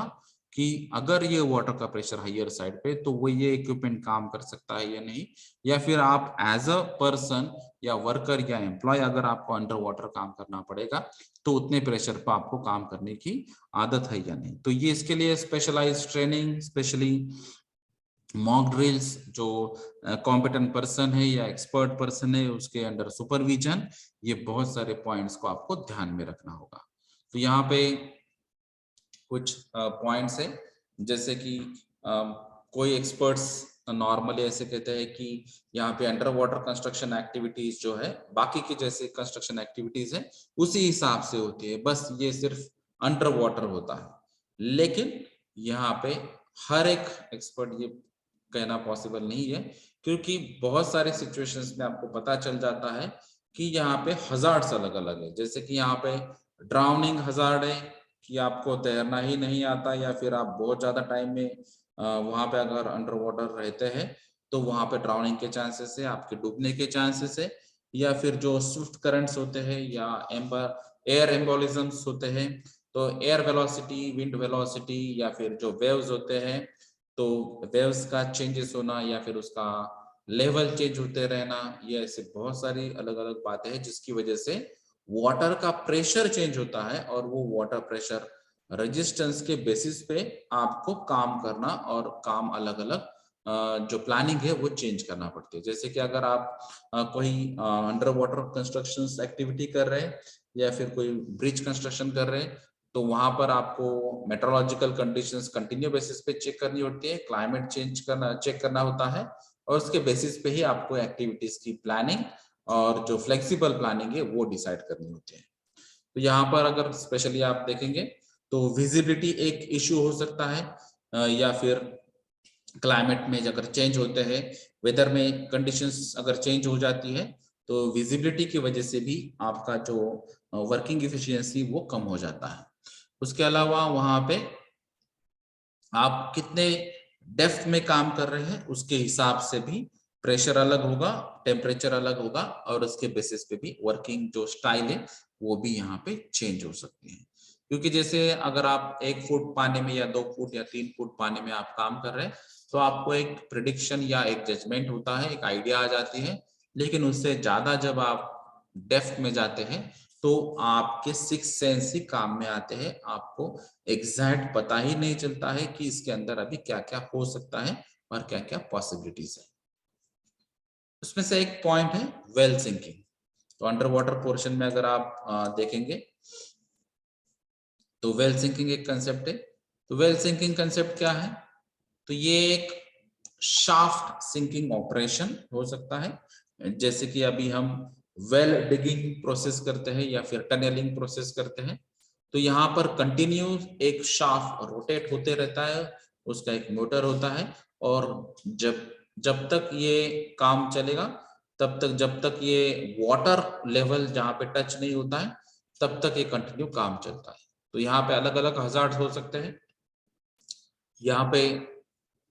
स्लिपरी फुटिंग या क्रैम्प वर्किंग स्पेस या इनसफिशिएंट लाइटिंग की वजह से या जो रॉक्स और सॉइल की जो आपको अननोन वीकनेसेस, क्योंकि आपको एग्जैक्ट जजमेंट नहीं होता है कि ये हार्ड रॉक है या सॉफ्ट रॉक है या जो सॉइल लेवल है वो सॉइल किस कैटेगरी या कैरेक्टरिस्टिक्स की है, तो ये भी आपको पता नहीं चलता है। तो यहाँ पर कभी कभार ये भी हो जाता है कि ये सॉफ्ट रॉक होने की वजह से या जो सॉइल है वो भी सॉफ्ट होने की वजह से या फिर उसका वाटर पोर्शन में डेप्थ होने की वजह से उसकी स्ट्रेंथ कम होती है और जो भी इक्विपमेंट होगा वहां पे वो इक्विपमेंट वहां पे डैमेज होने के चांसेस बढ़ जाते हैं, वो या फिर वो पर्टिकुलर डायरेक्शन में वो इम्बैलेंस होने के चांसेस बढ़ जाते हैं। यहाँ पर कई बार आपको जो एक्सप्लोसिव है या डिटोनेटर्स है ये भी यूज करना पड़ता है और कहीं पे आपको होस्टिंग की रिक्वायरमेंट हो सकती है या हॉलेज की रिक्वायरमेंट हो सकती है। तो ये मशीनरीज जब आप हैंडल करते हैं, ये जब केमिकल्स आप हैंडल करते हैं तो यहाँ पर भी अगर आप ठीक तरह से काम नहीं करेंगे, प्रॉपर टेक्निक या एसओपीज फॉलो नहीं करेंगे तो एक्सीडेंट होने के चांसेस बढ़ जाते हैं। जब भी यहाँ पे वाटर लेवल आ जाती है तो ये वाटर आपको यहाँ से एक पर्टिकुलर लेवल से निकालना पड़ता है, तब आप चेक कर सकते हैं, तो उसको डी वाटरिंग भी कहेंगे। तो यहाँ पे ये पर्टिकुलर डेप्थ के आपको पंप्स की रिक्वायरमेंट रहती है, तो यहाँ पर D watering of with the help of pumps ये भी एक्टिविटी बन जाती है। उसके अलावा जो शोरिंग एक एक्टिविटी होती है, तो यहाँ पे शोरिंग एक्टिविटीज हो सकती है। उसके लिए अलग अलग गार्डिंग या कंट्रोलिंग डिवाइसेस की रिक्वायरमेंट होती है, पर्सनल प्रोटेक्टिव इक्विपमेंट रहती है। और जो भी हमने इसके पहले सेशन में अलग अलग training, supervision, awareness, education programme की बात कही,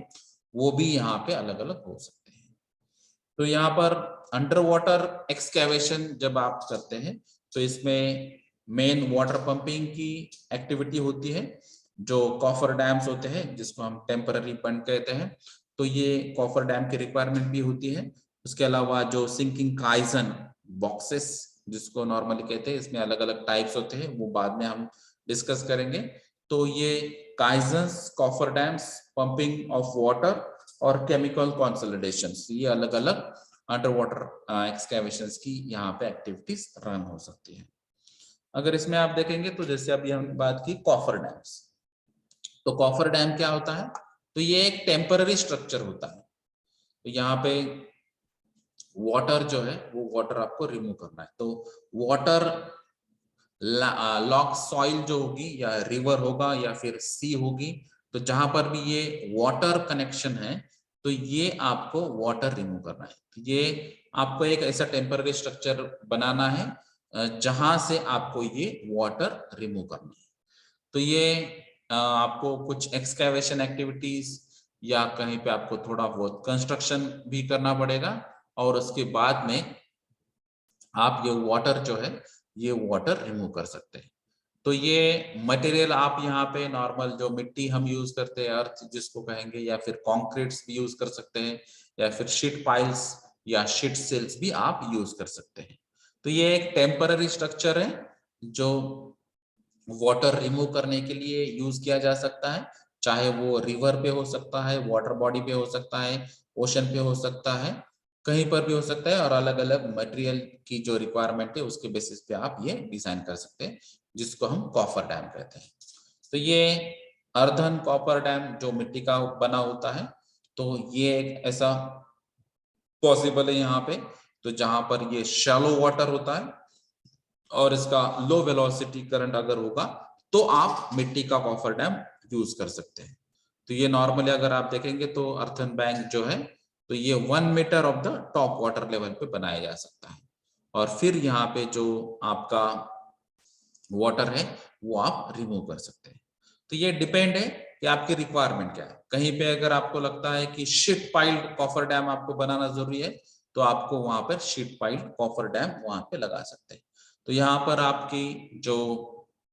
मशीनरीज की रिक्वायरमेंट होगी या क्रूज की रिक्वायरमेंट होगी, उस हिसाब से आप शीट पाइल्ड कॉफर डैम बना सकते हैं। और जितने भी मेंबर्स को काम करना है यहाँ पे, तो ये क्रू यहाँ पे काम कर सकता है। उसके अलावा जो बोट्स होते हैं वहां पे, वो बोट्स भी आप हैंडल कर सकते हैं। और जो फ्यूल की रिक्वायरमेंट होगी बोट्स के लिए, या फिर जो अलग अलग टूल्स या इक्विपमेंट्स की रिक्वायरमेंट होगी, वो भी यहाँ पे सेटिस्फाई हो सकती है। तो कहीं पर आपको पर्सनल प्रोटेक्टिव इक्विपमेंट्स की जरूरत होगी, या फिर स्पेसिफिक जो non respiratory type of PPs की जरूरत होगी, और सुपरविजन के सुपरवाइजर और कॉम्पिटेंट पर्सन से भी यहाँ पे जरूरत हो सकती है। तो ये थोड़ा सा लार्ज स्केल पे जब काम की रिक्वायरमेंट होगी, तो यहाँ पे शीट पाइल्ड कॉफर डैम आप यूज कर सकते हैं। और जब भी आपका काम कंप्लीट होगा, जैसे कि वाटर पंपिंग कंप्लीट हो जाएगा, उसके बाद में भी आपको ये कॉफर डैम जो टेम्पररी स्ट्रक्चर है उसको डिसमेंटल करना है या फिर रिमूव करना है। तो उसके लिए भी स्पेसिफिक जो प्रोसीजर है उसको आपको फॉलो करना चाहिए। तो ये वेल सिंकिंग में कॉफर डैम एक कंसेप्ट था। दूसरा था काइजन। तो काइजन जैसे अभी हमने बताया कि ये कॉफर डैम सिमिलर लगता है, लेकिन ये बॉक्स टाइप स्ट्रक्चर है और ये फाउंडेशन का पार्ट है, यानी कि ये टेम्पररी नहीं लगता है आपको, ये परमानेंट टाइप में, जैसे कि फाउंडेशन के पार्ट में ही ये बॉक्स टाइप में स्ट्रक्चर बनाया जाता है। तो यहाँ पर ये परमानेंट स्ट्रक्चर होने की वजह से, या फिर फाउंडेशन का इंटीग्रल पार्ट होने की वजह से, इसका फाउंडेशन या स्ट्रेंथ जो होती है वो अच्छी हो जाती है। तो ये काइजन जो होते हैं ये एक तो बॉक्स काइजन हो सकता है या फिर ओपन काइजन या न्यूमेटिक काइजन हो सकता है। तो बॉक्स काइजन में ये क्या है कि इसमें ये क्लोज है और बॉक्स टाइप जैसे हम बोलते हैं उसी हिसाब से यहाँ पर है कि आपका जो बॉक्स है जैसे कि ओपन होता है टॉप में से, उसी हिसाब से ये बॉक्स काइजन ओपन होता है। उसके अलावा जो ओपन काइजन है तो ये बॉक्स में नहीं है, क्लोज में नहीं है, ये बोथ एंड में ओपन ही होता है। और ये न्यूमेटिक काइजन जो है वो यहाँ पे आपको एयर का यूटिलाइजेशन है, एयर प्रेशर अगर आपको यूज करना जरूरी होता है तो आप न्यूमेटिक काइजन यूज कर सकते हैं। तो ये अलग अलग आप काइजन्स की बात करेंगे तो ये यहाँ पर है। तो बॉक्स काइजन में जैसे अभी हमने पढ़ा है कि ये बॉक्स टाइप काइजन है और टॉप से ओपन होता है। तो यहाँ पर ये जो कंक्रीट या स्टोन मैसनरी यूज होती है, ड्राई रॉक्स यूज होता है और उसमें अगर आपको कुछ पर्टिकुलर परमानेंट स्ट्रक्चर आपको रिक्वायरमेंट है तो आप बॉक्स टाइप काइजन यूज कर सकते हैं। जहां पर आपको लगता है कि बॉक्स टाइप की जरूरत नहीं है तो आप ओपन काइजन यूज कर सकते हैं। जैसे कि यहाँ पे हॉलो सिलेंडर यूज हो सकता है या फिर rectangular hollow shaft of timber का भी यूज हो सकता है या फिर मैसनरी और आरसीसी भी यूज कर सकते हैं आप। जो भी बॉटम एज होगा वो वी शेप में पॉइंटेड आउट होगा और जो कटिंग एज जिसको कहा जाता है और दूसरा जो है रिचिंग फाउंडेशन लेवल आप कंक्रीट का भी यूज कर सकते हैं। तो इसमें अलग अलग आप मटेरियल यूज कर सकते हैं, आपके रिक्वायरमेंट पे डिपेंड है कि आपको मटेरियल कितना यूज करना है और आपके उसके डायमेंशंस क्या डिसाइड करने हैं। जो न्यूमेटिक काइजन से जैसे अभी हमने बात की थी कि एयर प्रेशर का आपको यूज करना है तो वहां पर आप न्यूमेटिक काइजन यूज कर सकते हैं। तो फ्रेश एयर की यहाँ पे रिक्वायरमेंट जो होगी वो भी यहाँ पे क्लियरली बताई है, उसका प्रेशर भी बताया है। जैसे कि यहाँ पे 1 metre cube, more than 1 metre cube या फिर 285 लीटर्स की फ्रेश एयर की रिक्वायरमेंट है और 2.5 बार का प्रेशर जो है वो उसकी रिक्वायरमेंट है। तो ये अलग अलग बार्स पे या प्रेशर पे ये यूटिलाइज हो सकती है एयर। इसी एयर की वजह से हम इसको न्यूमेटिक काइजन कहते हैं। अभी कहीं रिक्वायरमेंट ऐसी होती है कि वहां पे आपको अंडर वाटर कॉन्क्रीटिंग करना पड़ता है। जैसे कि आपने बहुत सारे ऐसे ब्रिजेस देखे होंगे कि वो ब्रिजेस के ऊपर से शायद रोड हो सकता है या फिर रेलवे ट्रैक हो सकता है या फिर और कोई प्रोविजन हो सकती है। तो ऐसी जगह उसके जो मेजर कॉलम्स होते हैं या फिर उसका जो मेन फाउंडेशन होता है वो अंडर वाटर होता है। तो ये अंडर वाटर कॉन्क्रीटिंग करना और ग्राउंड लेवल कॉन्क्रीटिंग करना थोड़ी अलग बात होती है। तो अंडर वाटर कॉन्क्रीटिंग में एग्जैक्टली क्या होता है, तो यहाँ पे जो कॉन्क्रीट यूज किया जाता है वो स्पेसिफिक इंजीनियरिंग मटेरियल का होगा और जो इसका मेन आउटपुट या यूटिलाइजेशन जैसे अभी हमने बात की ब्रिजेस हो सकते हैं या फिर जो डैम्स होते हैं उसमें भी ये यूज करते हैं। और ये अंडर वाटर कॉन्क्रीट जो है ये लॉन्गर टाइम के हिसाब से ही यूज किया जाता है, क्योंकि जैसे कि आप ग्राउंड लेवल पे रिपेयरिंग मेंटेनेंस या रिप्लेसमेंट एक्टिविटी होगी तो फास्ट कर सकते हैं, अंडर वाटर में थोड़ा सा ये डिफिकल्ट होगा और लेंथी प्रोसीजर होगी। तो आपको ये लॉन्गर लाइफ के हिसाब से ही आपको ये कंक्रीट यूटिलाइज करना है, उस हिसाब से आपको मेथड या जो भी टेक्नोलॉजी यूज करनी है वो भी ठीक तरह से आपको चॉइस करनी होगी। तो इसमें जो अलग अलग टेक्निक्स भी यहाँ पे या अलग अलग मेथड्स भी यहाँ पे अवेलेबल है जो अंडर वाटर कॉन्क्रीटिंग के लिए अवेलेबल हो सकते हैं। तो जैसे यहाँ पे under water anti wash out properties या सेल्फ कॉम्पैक्टिंग प्रॉपर्टीज और सेल्फ लेवलिंग प्रॉपर्टीज, ऐसे बहुत सारे फीचर्स भी आप यहाँ पे यूज करते हैं। जैसे कि anti wash out under water concrete जो यूज होता है ये सबसे अच्छा परफॉर्मेंस देता है और इसी हिसाब से आप ये यूज कर पाते हैं। तो इसमें भी बहुत सारे टेक्नोलॉजी या अलग अलग मटेरियल्स अभी आ चुके हैं जिसका अभी लेटेस्ट टेक्नोलॉजी और लेटेस्ट मटेरियल का भी आप यूटिलाइजेशन कर सकते हैं। तो इसमें अंडर वाटर कॉन्क्रीटिंग के टाइम आपको मटेरियल का चॉइस, उसका जो डिजाइन है वो प्रॉपर डिजाइन और जो प्रोडक्शन या जो प्लेसमेंट है उसकी जो क्वालिटी है और लॉन्गर टाइम के लिए, लॉन्ग टाइम के लिए आपको यूटिलाइज करना है, इस हिसाब से बहुत सारी बातें आपको ध्यान में रखनी होगी। जैसे यहाँ पे अंडर वाटर कॉन्क्रीटिंग में, जैसे अभी हमने बात की anti wash out under water concrete है, तो ये सबसे अच्छा परफॉर्मेंस देता है, इसलिए आप ये यूटिलाइज कर सकते हैं।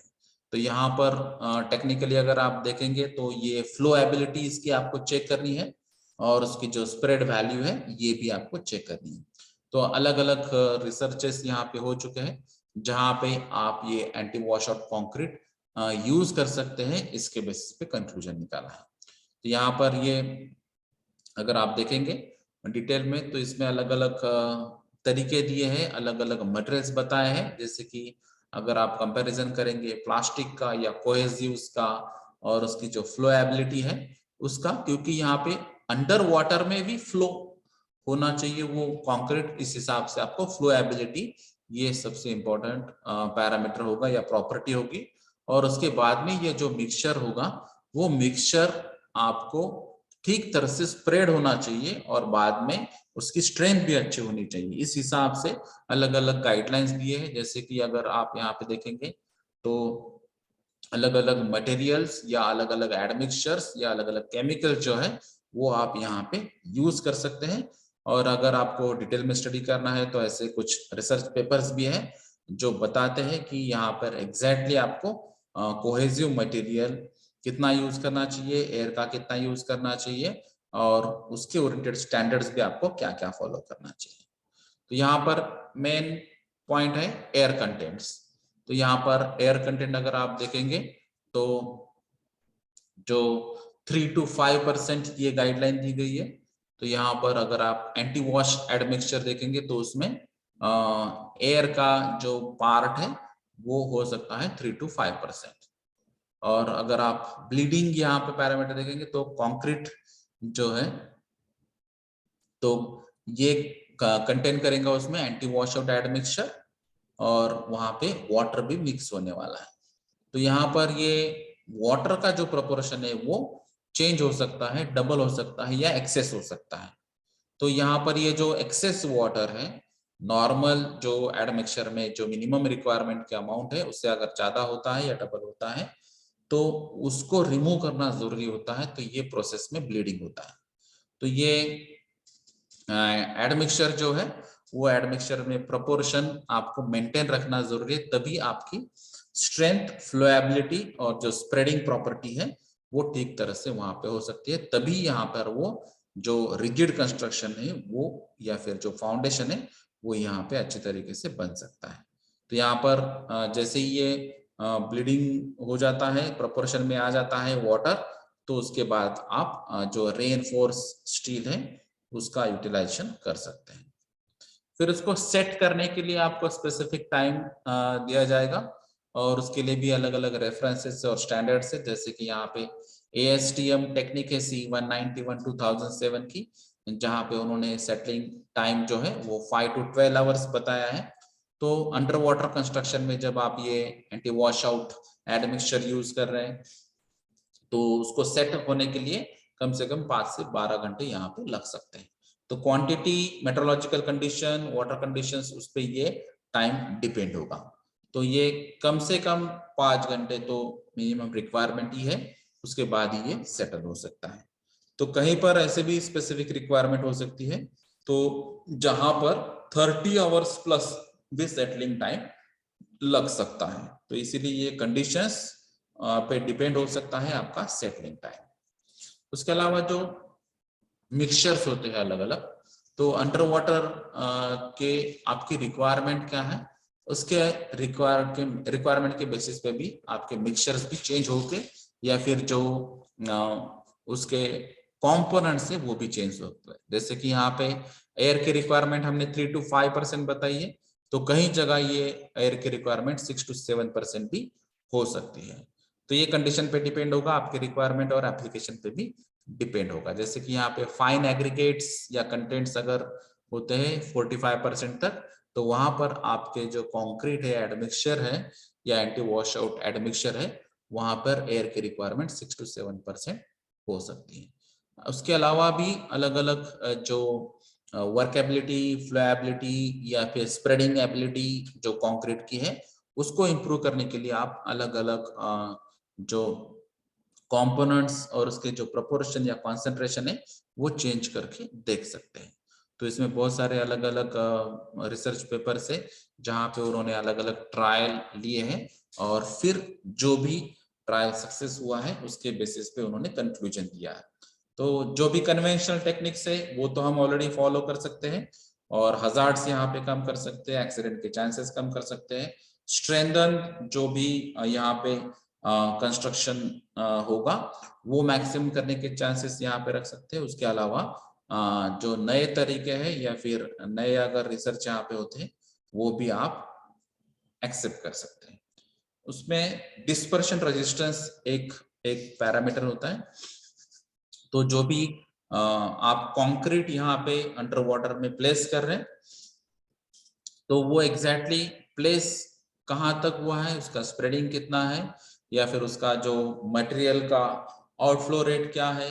या फिर वाटर परमिएशन रेट क्या है, उसकी टर्बिडिटी कितनी है, पीएच वैल्यू कितना चेंज हुआ है। तो ये अलग अलग जो कॉम्पोजिशन या कंपोनेंट्स है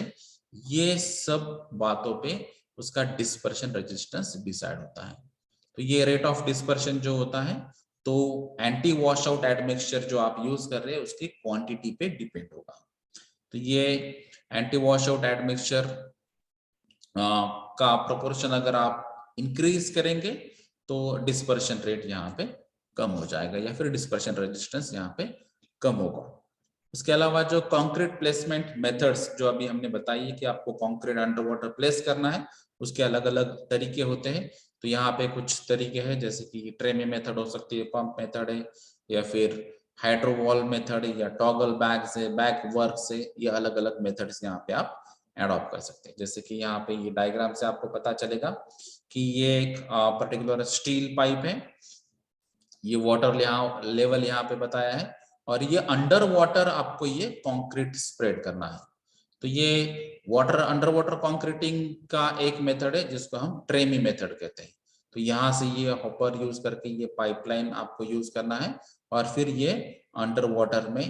जो भी यहाँ पर बेस होगा वहां पर ये आपको कंक्रीट स्प्रेड करना है। तो ये ट्रेमी मेथड भी आप अडॉप्ट कर सकते हैं। यहाँ पर ये ट्रेमी पाइप भी यहाँ पे यूज कर सकते हैं, जैसे कि यहाँ पर ये अलग अलग तरीके यूज किए हैं और जो बॉटम या जो सपोर्ट स्ट्रक्चर होगा, फाउंडेशन होगा, उसके बेसिस पे ये अलग अलग तरीके भी आपको अपनाने होंगे। तो ये डेप्थ कितना होना चाहिए, ये यहाँ पर ये जो बॉटम की कंडीशन या फाउंडेशन की कंडीशन होगी उसके बेसिस पे ये डिपेंड होगा। अगर ये नहीं होता है तो आपको ये तैयार करना होगा। तो ये जो मेथड है इसमें भी कुछ सेफ्टी प्रिकॉशंस लेने की जरूरत है। जैसे कि यहाँ पे अगर आपको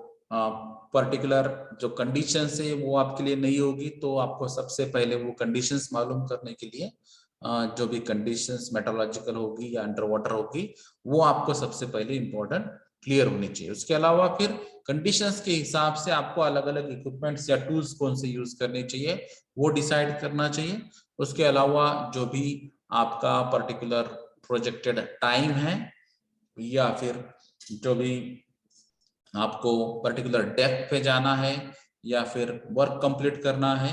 तो उसके लिए आपको डाइविंग करना शायद जरूरी हो सकता है। तो ये डाइविंग करते टाइम आपको कुछ डाइविंग इक्विपमेंट की जरूरत हो सकती है, जो भी जहां पर जिस एरिया में आप डाइविंग करने वाले हैं तो वहां पर आपको सपोर्टिव या अटेंडेंट्स आपके या सुपरविजन करने या फिर एक्सपर्ट पर्सन जो होगी वो भी आपके हेल्प के लिए चाहिए। और जो भी कंडीशंस होती है वो कंडीशंस को सबसे पहले आपको फैमिलराइज होना होगा, तभी आपको पता चलेगा कि एग्जैक्टली ये कंडीशंस में आपको ये वर्क कंप्लीट करने के लिए कितना टाइम लगेगा या फिर फैसिलिटीज क्या क्या लगेगी और उसके बाद में ही आपने ये वर्क स्टार्ट करना चाहिए। तो वर्क स्टार्ट करने के पहले आपको पर्टिकुलर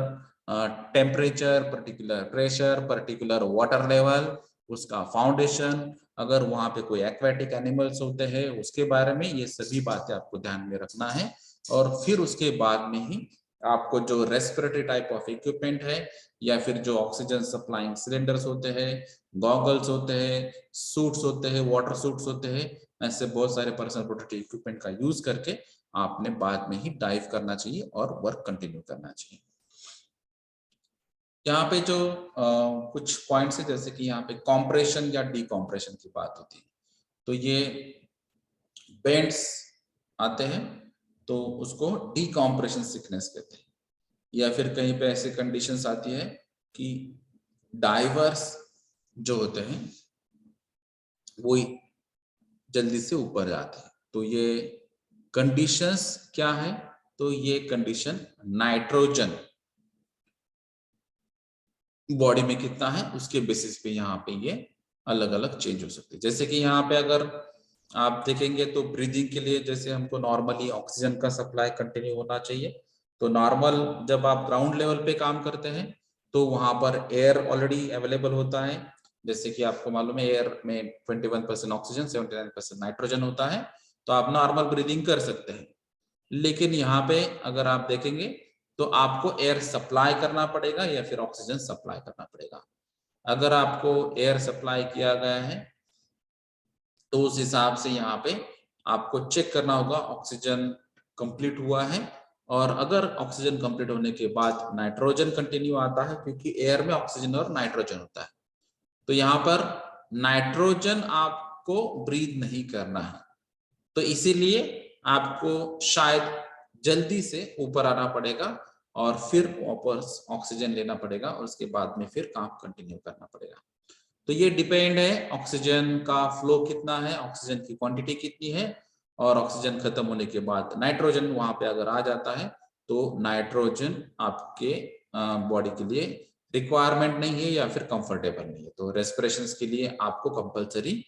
जो है ऑक्सीजन सप्लाई जरूरी होगा या फिर एयर सप्लाई जरूरी होगा। तो यहाँ पर डीकॉम्प्रेशन चेंबर भी हो सकता है, फैसिलिटी और प्रोजेक्ट के ऊपर ये सब बातें डिपेंड है। यहाँ पे स्कूबा वर्क पॉसिबल है, अगर आपको ये जरूरत होगी तो वो भी है, या फिर वार्निंग साइंस, या अगर आपके कोई सिग्नल्स है तो कुछ यहाँ पर ये भी बातें बता सकते हैं कि ये कंडीशंस में अगर हम काम करेंगे तो इसकी वजह से ये अलग अलग हेल्थ प्रॉब्लम हो सकते हैं। तो अगर विजन क्लियर नहीं है या फिर हियरिंग डिफिकल्टी हो सकती है, स्किन प्रॉब्लम्स हो सकते हैं, या फिर सोर जॉइंट्स हो सकते हैं, या फिर पैरालिसिस या डेथ होने की भी चांसेस हो सकते हैं। तो ये अलग अलग चांसेस है, ये डिपेंड्स है कि एयर सप्लाई या ऑक्सीजन सप्लाई कितना है, तो इसके बेसिस पे ये सब डिसाइड होता है। जैसे कि यहाँ पे नाइट्रोजन नार्कोसिस एक हेल्थ इम्पैक्ट है जिसको हम अल्कोहल इंटॉक्सिकेशन के सिमिलर मानते हैं, और यहाँ पर अगर आप देखेंगे तो गैसेस जो आते हैं ब्रीदिंग में, क्योंकि एयर भी एक गैस मिक्सचर होता है, तो उसमें अगर ऑक्सीजन सप्लाई होता है कंटिन्यूअस तो ये नॉर्मल कंडीशन होती है, लेकिन जब प्रेशर हायर साइड में चला जाता है, कॉम्प्रेस्ड एयर आ जाती है, तो वहां पर भी ये जो सी लेवल के अंडर जो प्रेशर होता है उसकी वजह से भी नाइट्रोजन नार्कोसिस होने के चांसेस बन जाते हैं। उसके अलावा जो ऑक्सीजन टॉक्सिसिटी की बात है, तो जैसे अभी हमने बता कि रिक्वायरमेंट आपको ऑक्सीजन की है,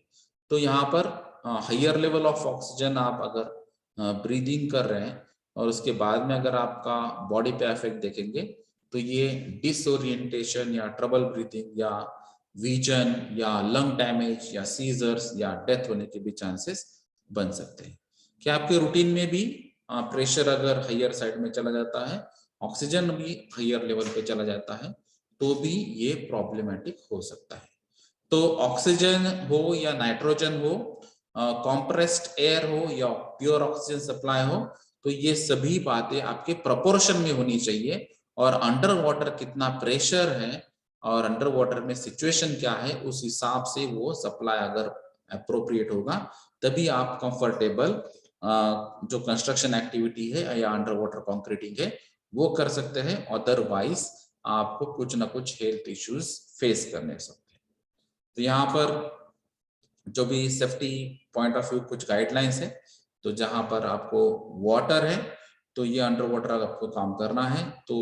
जो भी फिजिकल प्रॉपर्टीज है, केमिकल प्रॉपर्टीज है, उसके बारे में आपको ध्यान देना है, वाटर ओरिएंटेड। उसके अलावा आपको स्पेसिफिक ट्रेनिंग लेनी है, अंडर वाटर आपको कैसे काम करते हैं, यहाँ पर अलग अलग हजार्ड्स क्या होते हैं, आपकी बॉडी पे इफेक्ट क्या हो सकता है, मेट्रोलॉजिकल कंडीशंस अगर चेंज होती है तो आपको कैसे रिएक्ट होना चाहिए, इसका भी आपको ध्यान रखना है। अगर आपको अंडर वाटर वेल्डिंग की रिक्वायरमेंट है या फिर अंडर वाटर केमिकल्स यूज करने की रिक्वायरमेंट है, तो कौन से कंपेटेबल केमिकल्स जो वाटर के साथ नहीं रिएक्ट होते हैं उसका आपको यूटिलाइजेशन करना है। तो ये बहुत सारी बातें आपको यहाँ पे अलग अलग ध्यान में रखनी है। और सबसे इंपॉर्टेंट बात जो है वो कंटिन्यूअस सप्लाई ऑफ एयर या ऑक्सीजन, अदरवाइज यहाँ पे ड्राउनिंग के केसेस ज्यादा हो जाते हैं। तो ये अलग अलग जो सेफ्टी गाइडलाइंस, अलग अलग जो मेथड्स या टेक्निक्स जो यूज होते हैं अंडर वाटर कंस्ट्रक्शन एक्टिविटीज में। Thank you.